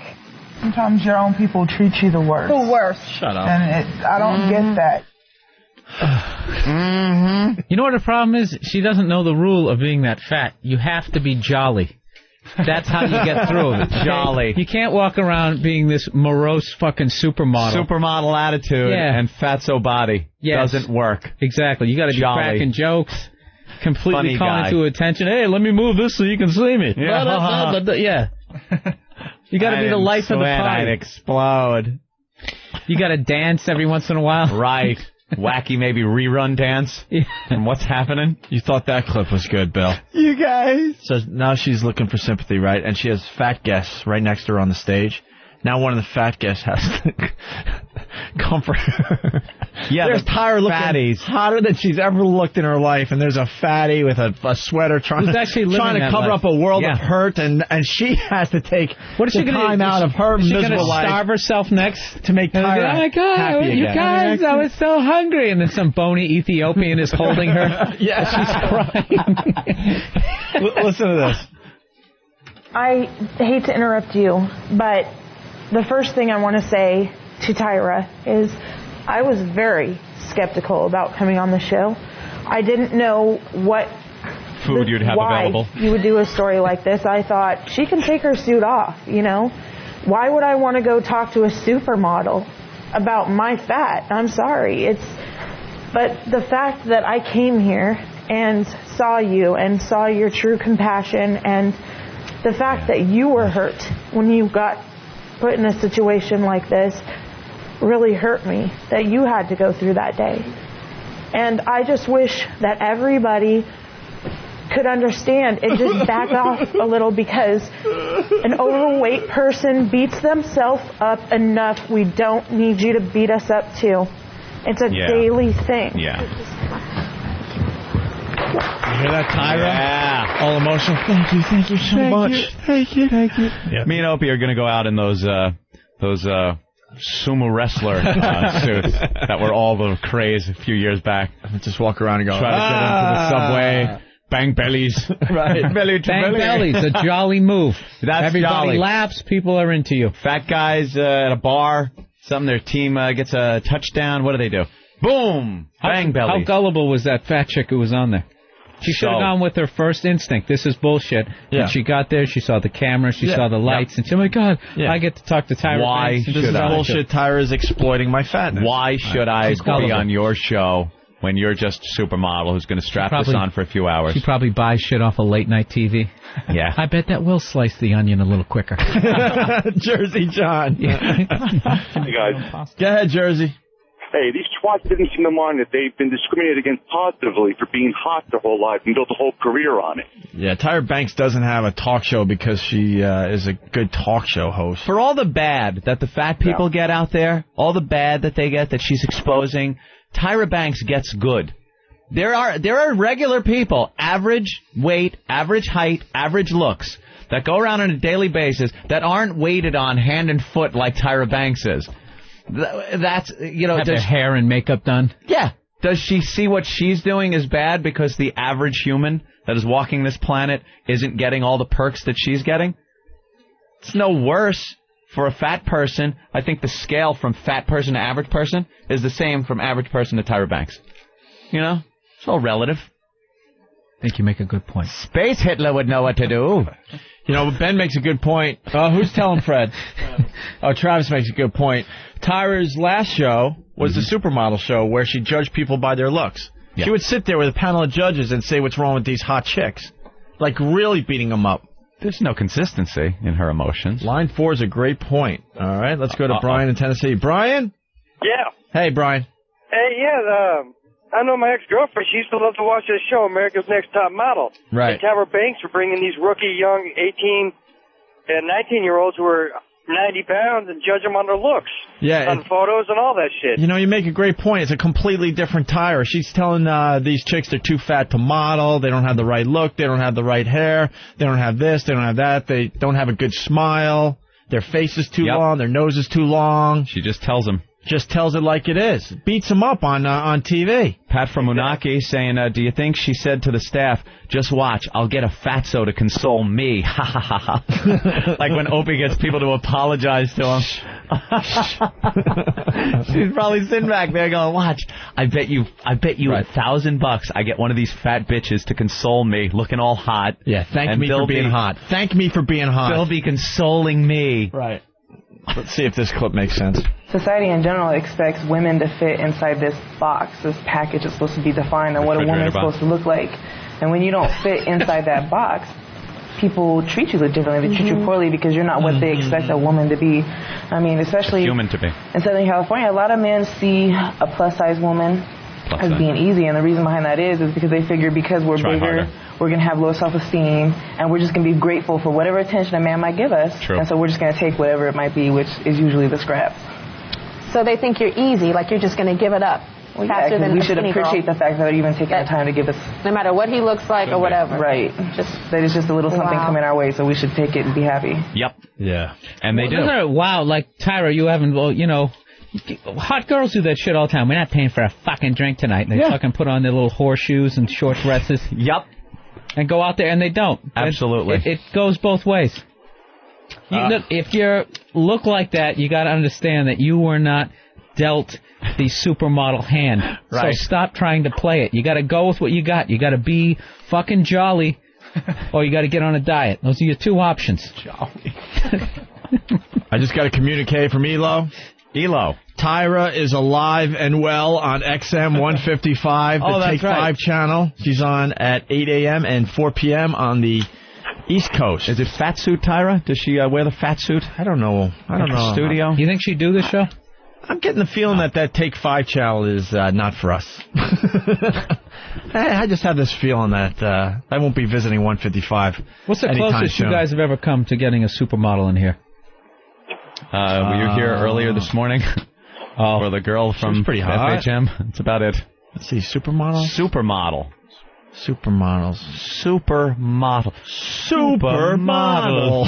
I like the ring. Sam. Uber cunts. Yay. What's up, Sam? Hey, I just wanted to comment how much this reminded me of Eddie Murphy when he was white and he went about town and was going around to the different places, the banks. Yeah. Walked off the bus, everybody was partying. See how people acted when there were no black people around and they were all having parties and drinking on the bus and having fun. It was very, very fun. It was very funny. All right, thank you, sir. Yeah, bus driver gave everybody their money back. Yeah. All right. That's great stuff. Anthony, it's Whip 'em Out Wednesday. Yes, it is. WOW is a very simple concept. You get a WOW sticker or a WOW sign or right in the back of do we want fatties in the dirt showing their yes, of on Whip 'em Out Wednesday? Absolutely. Big fat, let's say big, I mean obese fat where absolutely there's no even seeing the vag anymore. There's 3 rolls of bunt. You ever see those? There's something on the message board. 2 chicks that are real fat going at it. It's just so heinous. I was just thinking, you're so out of shape that even if you took off all your clothes, you're not even exposing any privates. Because you just everything. There are pictures of chicks like that where you don't see anything. Their boobs are so saggy that their nipples are completely underneath, so you're not seeing nipple. And then the bunt area is so flabby that it's covering up the private. You know what's even worse? Did you guys? What was that movie? Oh fuck! I'm so bad with the names. The guy drinks the wine. I am not drinking Merlot. Sideways. Oh, Sideways. Yeah. Did you see when that naked dude comes running? Oh yeah. You know what I love about that scene? The dude's running. You just think, okay, cut away, cut away, cut away. He just keeps coming up the They were going at it too. Oh, yeah. He had to get his wallet back. And I was saying, do you know the fucking applause break he must have got from the crew? Oh yeah. No pun intended, just the balls that fucking took to... Absolutely. Just, I am completely out of shape. I'm just going to run with my fucking thing swinging in the wind. Right at the camera. That was a sick scene when he had to sit there and wait as they're having sex to get his wallet back. Oh. All right. This guy makes a good point in Vermont. Alex? Yeah. Hey, Alex. Hey, guys. What's up? Guys, I was wondering if you guys saw that you guys are next to Tyra in the latest XM print ads. Yeah. Oh, yeah? Right next to her, Aunt. Yeah, like get her in here. She's making us look that much hotter. Yeah, I know. Get out, Buck. All right, TJ from Whackbag. I love how yesterday Aunt was all about big girls and correcting Opie about not saying fatties, but today it's fatties for Aunt. I love the double standard. Well, yesterday we were trying to get big girls for an eating contest. Right. That we want to have. We want to see how much a girl can eat in one show's amount of time. And then weigh them at the end and see who ate the most. And you can't get heavy big girls on the show if you're calling them fatties. So I was saying don't call them fatties. Doesn't mean I don't love the term fatties and use it on a daily basis when I point at people in fat suits. So are you defending the fact I'm mean in this area? Yeah. Don't say I'm not. I know. The guy's trying to say that I'm... No, actually, I think it's the double standard thing. It's not a double standard. I never meant big girl. I always mean fatty. Well, is it a yes or no? Is it a yes or no with the fat girls showing their boobs on Whip 'em Out Wednesday? Yeah. I give it a big thumbs up. Yeah. Big thumbs up. You gotta be jolly. It's the comedy portion of WOW. You know, if you're driving, it's sure not hot. I'm sure to some guys out there, it's very hot. Who? Chubby chasers and others. And Mexicans, I think. Chubby chaser thing. There's a lot of fetishes out there you probably don't understand. All right. So can't you let people live? I can and I do. Space Hitler? Space Hitler! Space Hitler will know what to do. We'll take her to Space Hitler. We'll make lampshades out of her fat skin. Nothing? Christ. You have to go there? What? All right, so it's Whip 'em Out Wednesday. You get a WOW on your car. There's ladies out there that will flash you. If you need a WOW sticker, you send in a self-addressed stamped envelope, and we'll send them out to you, We'll make a pool cover. Space Hitler! I like the Space Hitler concept. Try to animate that. We're going to work on it a little bit. Photoshop it, people. Let's go to the WOW line and see what's going on out there today. We're back with the Opie and Anthony program. Just shoot darts all night and drink. I know. We're just reminiscing about the good old days when you could booze and not get a gut. Or you could get up the next morning. Oh, yeah, 2 hours sleep. Didn't matter. You're back in the warehouse driving the forklift. Yeah. Just drinking. Those were the good old days. We had a stupid photo shoot and we're exhausted today. Sit at the bar all night. Just drink all night and then come into work, no problem. I used to be on, like, dart leagues where we'd, I played for an off-Broadway pub in Greenlawn.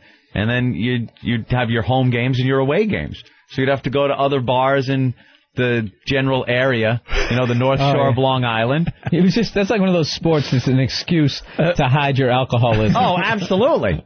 And you could graph how good your darts were by how much you drank. Like, at first, before you really had any, you're a little shaky. You got in a zone after a few beers, you could do no wrong throwing darts. And then the curve would just fall off a cliff. That's a bell curve. You'd hit a point where you're doing shots or something, and you just suck. That's it. You're done. You're done. You can't do the shots. You got to stick with the straight-ahead booze. But the whole idea of a dart league is ridiculous. You're in a bar, you're drinking, Of course you're going to get too drunk to throw a sharp object at a wall. Oh, you're talking about the fucking goblet. Yeah, big the mug itself weighed like 3 pounds. Heavy frozen mug of beer, and you just pounded them all night long. 2, 3 in the morning, you're getting home. You got to work in it. It's fucking Wednesday, you know? You ever get pulled over? Yeah, I've been pulled over, hammered a few times. Did you get convicted? Let me tell you, one thing I was always yeah. I was a rite of passage. I'm from Boston. I was the best at being hammered drunk and not having anyone know it. Anyone, even cops. Even fucking cops. I'd look them right in the face, carry on conversations, not slur a word, and be hammered. I had a restricted license one night. I had one because I hadn't paid a ticket, and my license was suspended. I had like a restricted work license. I'm driving my work van. It was, I guess, 4th of July. And I'm hammered, and I got pulled over, and I'm handing this cop paper. Now I'm drunk, and I don't have all my shit together. I'm handing him paperwork of my license that I'm only supposed to drive while I'm working, and it's 2 in the morning on the 4th of July night. But I convinced him that I was on a service call. Celebrating freedom. Just hammered. I drank and drove since I had a license, and never, ever got a DWI. Never got a DWI. And drove hammered. Yeah, I had a good 4-year run. Oh, 4 years? All came crumbling down. I was always a beer drinker, and I was at this party at BC. A buddy of mine was going to school there, and Is this the first one? And I was doing the only one. My only one. Yeah. And I was doing my usual, 12-pack I could have, no problem. Like it's nothing. Yeah, just sucking them down, and then somebody took out Southern Comfort. Peer pressure. Whenever somebody starts chanting your name, you're doing something stupid, right? So I suck. Yeah, it's never like, you invent that thing, or you cure this disease. Everyone's around, you go, go. That's something that you shouldn't be doing, because they're overriding the thought in your head that's saying, don't do this, this is stupid. Go. So I did like 3 shots of that.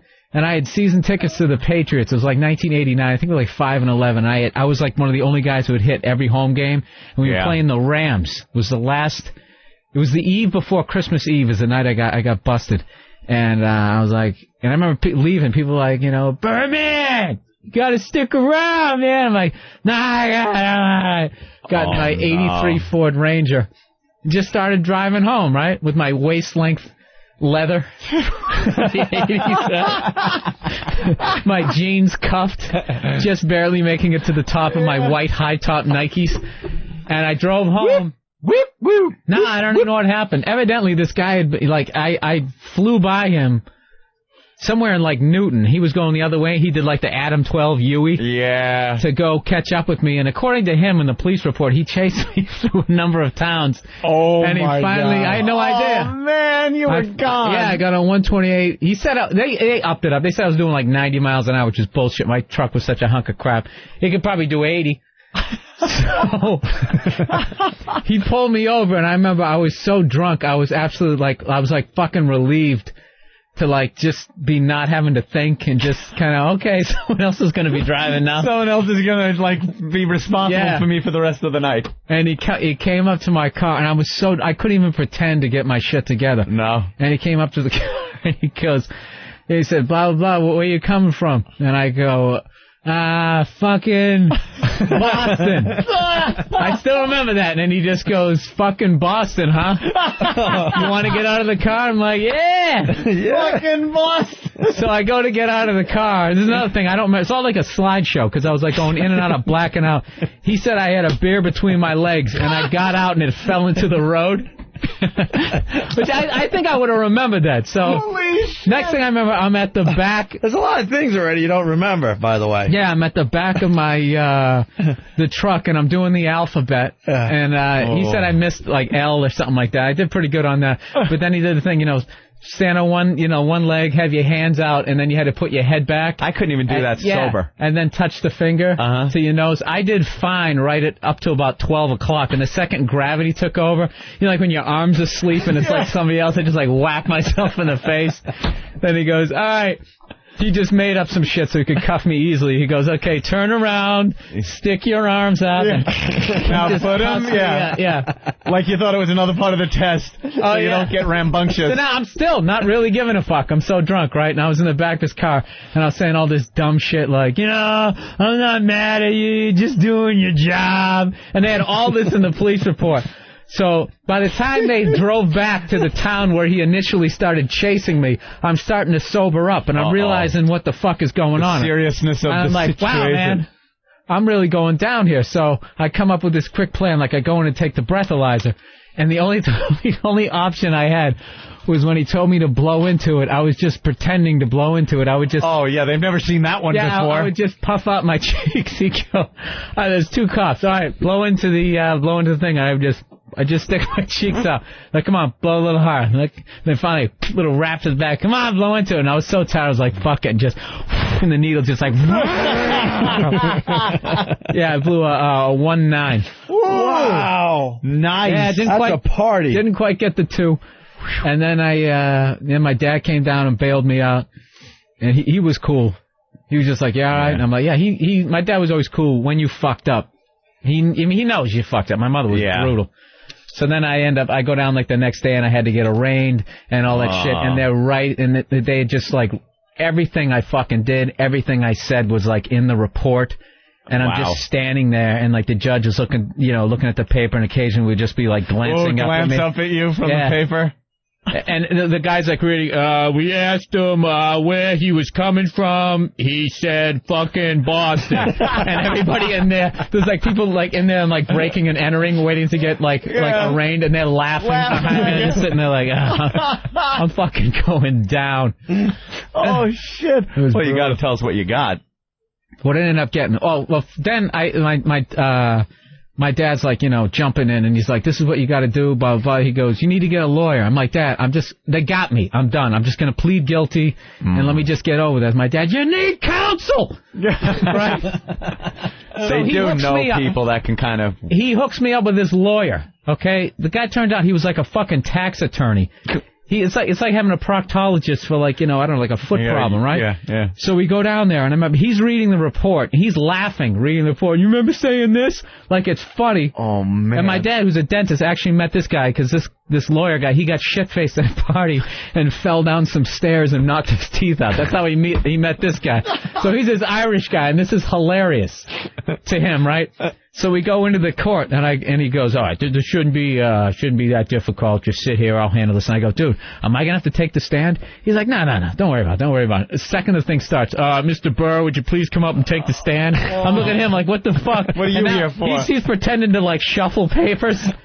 And I'm sitting there up on the stand, and the guy's going, so you'd agree under the penal code of the 769 something. I don't know what you're talking about. And I'm looking at him. He's not reacting, my lawyer, and I'm just going, look, I'm just saying that I was drinking and driving. If that's what that was. And then the guy's like, so you admit to the penal code of 7609, blah, blah, blah, blah, that you were, So then I finally ended up getting it. They ended up getting me. I got it right before it was like the crime of the month. Like, you don't want to get arrested for that. They're going to show like how tough they are. I got like, what did I get? I only got like 45 days, and I got like 80 hours or 90 hours of like community service. 45 days what? Like no driver's license. I didn't go to jail. Or like that. 45 days. They took your license. That's it. But they didn't count like the 2 weeks. There was 2 weeks before my trial. Or whatever, and they didn't count those days. Not time served kind of thing. Yeah. So then I had to go to, like, drunk school. Drunk school? What was the community service? What did you have to do? I had to... And did you complete all 90 hours? Yeah, I did. I worked at Mount Sinai Hospital. I used to bring people down who had actually been, like, some of them had been, like, hit by drunk drivers. Of course, they got to tie it in. Oh, dude, it was fucking brutal. And one of the funnier things, though, was in the drunk class, you had to go to, you had to go to a couple of AA meetings. You had to go to this drunk class every Saturday, right? All these fucking drunk losers getting dropped off. AA meeting. It's not like you have a fucking problem. You were out drinking. It's like, I never understood that, how they got to tie it into the AA thing. You know what? I was 21 when it happened, but I mean, if you're like 45 and you're on your fucking third DUI, Oh, well, then there's a problem. Yeah, you look like Ted Kennedy. You might want to go to a meeting. Mm-hmm. So one funny ones was we had to go to a MAD meeting. Mothers Against Drinking and Driving, and I'm terrified. I'm thinking it's going to be me and like 7 mothers. Motherfucker, I lost my boy. Because the assholes like you. That's what I think. Oh, God. I show up, right? It's like 200 drunks sitting there and one mother who lost her son. Oh, no. And she's up there trying to tell her story as these drunks are bitching about their cases to her. she's standing up there. And she's like, Timmy was coming home from band practice. And he got a flat, and then somebody's like going, I drive for a living. I only blew a .06. How am I supposed to bring a paycheck home? Yeah, you ought to be able to drive. And somebody goes like, yeah, I think they got a clause, like the grandfather clause. The guy's like, I call it the working man's clause. And then the lady's like, anyways, he was trying to change a tire on the side of the road, and I was just, he was such a good boy. Dude, that's when I was just like, that's one of those things where you just kind of look at the demographic that you've fallen into, like, I really need to get my shit together. Yeah, maybe drinking and driving. I've always been an advocate of I've known people that one beer, they are so fucked up, they can't walk. Never mind, get behind the wheel. Other people, fine. I've always driven better drunk than I have sober. I'm much more attentive to what's going on because I don't want to get fucking caught. I will stop for every light. I will be. I'm not talking. But that isn't true, though. Drunk. That isn't true, though. It is true. It isn't true. I saw a program on this. I've seen it too. And everyone breaking distance, things like that. Fine. Driving through the cones. I'm not going to go through the fucking police road course when I'm having a few beers. But at 2 a.m, driving home from the bar with a buzz, not hammered drunk, but legally drunk, I will drive safer than I will driving without a fucking drink in me where I use sidewalks. What a horrible, irresponsible message to put out to your listeners. But here's what I want to do. Here's my solution to the problem. He's got a great solution. Drunk driver's license. Here is a license where you take a test.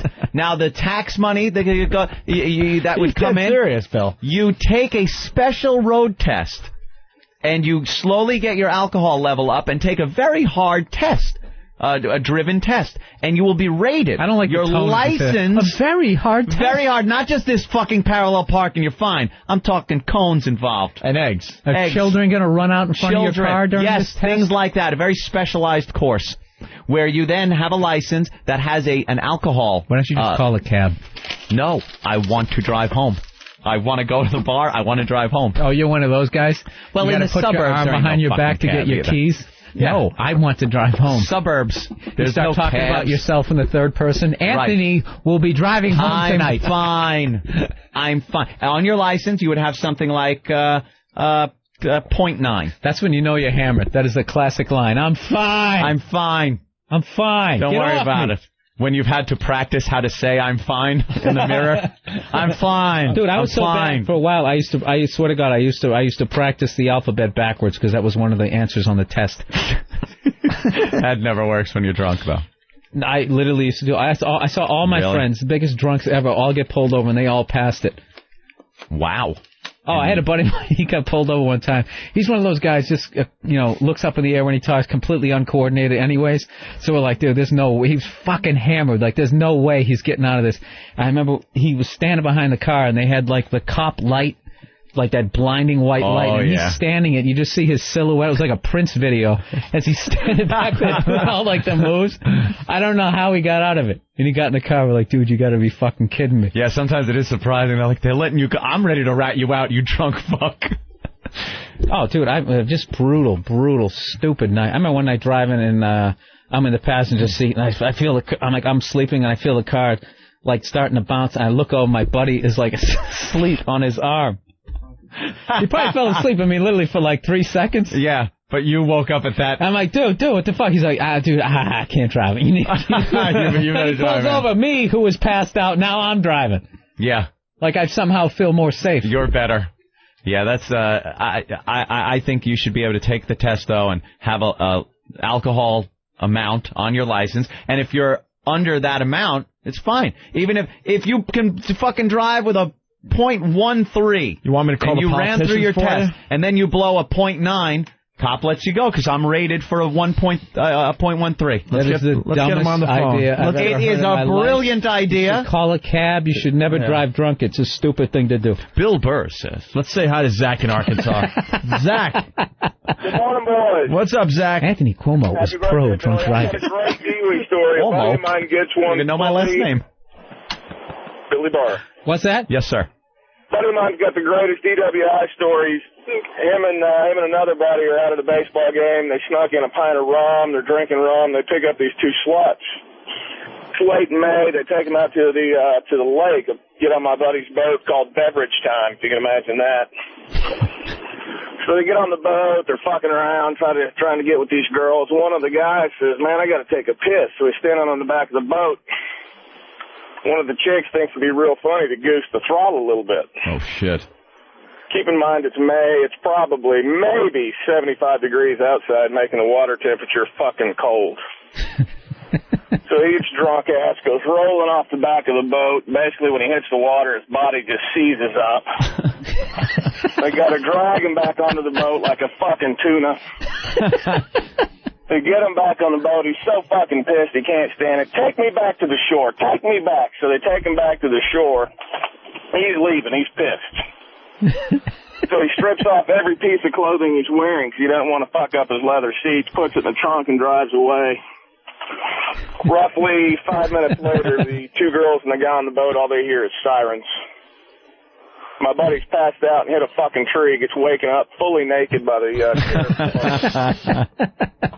That's a good one, man. Arrested. He gets taken to the hospital because he's in the wreck. But the best part about it is, after he gets out of the hospital, bailed out of jail, he's delivering pizzas for Papa John's merely hours later. Wow. That's a great story, Zach. Love you guys. Be good. All right, thank you, Zach. All right, there you go. Zach from Arkansas. Jordan in New York. What's up, Jordan? What's going on? Hey, man. First of all, that license thing, not to be like Howard Stern, where you, that was my idea a while ago, but I like the idea. And believe it, I'm getting instant feedback. Dude, what are you, stupid? They never do that for drunk people. Oh, really? I was going to present it to the politicians and really push this one as my agenda. That's the best fucking idea ever. Of course it is. It'll never be adopted.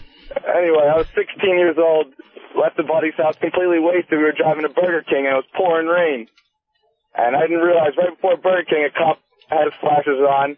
I pull over in Burger King. He goes, "You know, you're swerving. What's wrong?" I go, "You know, I really couldn't see in front of me. The guy was swerving also, so I was just following him." He goes, "Let me see your license." And I didn't realize my window was halfway down, and it's fucking pouring. I went to hand him my license. I slammed my knuckles on the window. License flies out the window, hits him in the chest. I go, "Oh, shit, my bad." At the same time he's going to bend down to get my license, I open my door, knock the guy in his head. That's not good. No. And then I couldn't find my registration, so I was so fucked up. And my buddy in the front gave me a PBA card, and the officer goes, "What's that?" And I go, "I don't know. My friend's father's the officer." And he's like, "Well, where's the registration?" I really couldn't find it, and the guy was sick of standing there in the rain. He goes, "All right, stop drinking and driving and let me go." Let you go? Wow. Yeah, some people get lucky. Pretty lucky. Yeah. I got lucky once. I told that story on the expressway. I was drinking. He had me blow into the breathalyzer, but it wasn't enough to bring me in. And he told me I could have you sit here a while longer, but I'll let you go. And I had a case of beer. It was a case of beer in the seat because I was going down to the boat. Yeah. And there were like 4 of them out of the case. Oh, God. It's not like I said, "Give me a case less 4 at the 7-Eleven, and put that in my car." He has to know I drank those 4 beers. A buddy of mine had the best, arraignment story as far as, the guy reading the story in front of the judge. They go, after repeatedly telling the defendant to stay in the car, the defendant got out of the car, threw his keys at my feet, and repeatedly stated, "Lock me up, I'm fucked up." I swear to God, that's a true story. Let's go to Dan in Oklahoma. He has a great idea. Dan? Hey, you need to get drunk before you get your driver's license renewed, so you'll be drunk on the picture, and then they can compare your drunk picture to your drunk self. Yeah, I've heard that one before. That way you don't look so different when you're hammered. Exactly. All right, thanks, Dan. Punch him out. That was a fun show. Very good. Yeah. See, that's what we do. Enter with a bang. That's what we do. Make up shit and we get to 11 o'clock. That's it. All right, Ron and Fez are up next. Yes, they Have we are. heard from Fez yet? He's fine, but I haven't heard him on the show. That's what I mean. Is today the day he calls in? I don't know. Because Ron's flying solo for a little bit. Stay tuned. So they figure all that out. But Fezzi's doing great, right? Yes. All right, it's Whip 'em Out Wednesday. Keep that going for us, guys. If you need a WOW sticker, send a self-addressed stamped envelope to us, and we'll send off a WOW sticker to you immediately so you, too, can get wowed. And if you're getting wowed out there because of your fine WOW sticker, give us a call, 1-866-WOW-ME-05, or 05 probably. All right, 866-WOW-ME-05. This is called filler. I'm just trying to get to the end of the show. We got like 10 seconds left, so. 10? Something like that. How many now? 12. Bill Burr, about possible. Because it was actually 14 when 8 now, yeah. Well, now it's 6. Bill Burr, thank you. Thank you. Well, plug your Thanksgiving gig tomorrow, because you'll be in tomorrow again, okay? TMR. Okay. Bill Burr.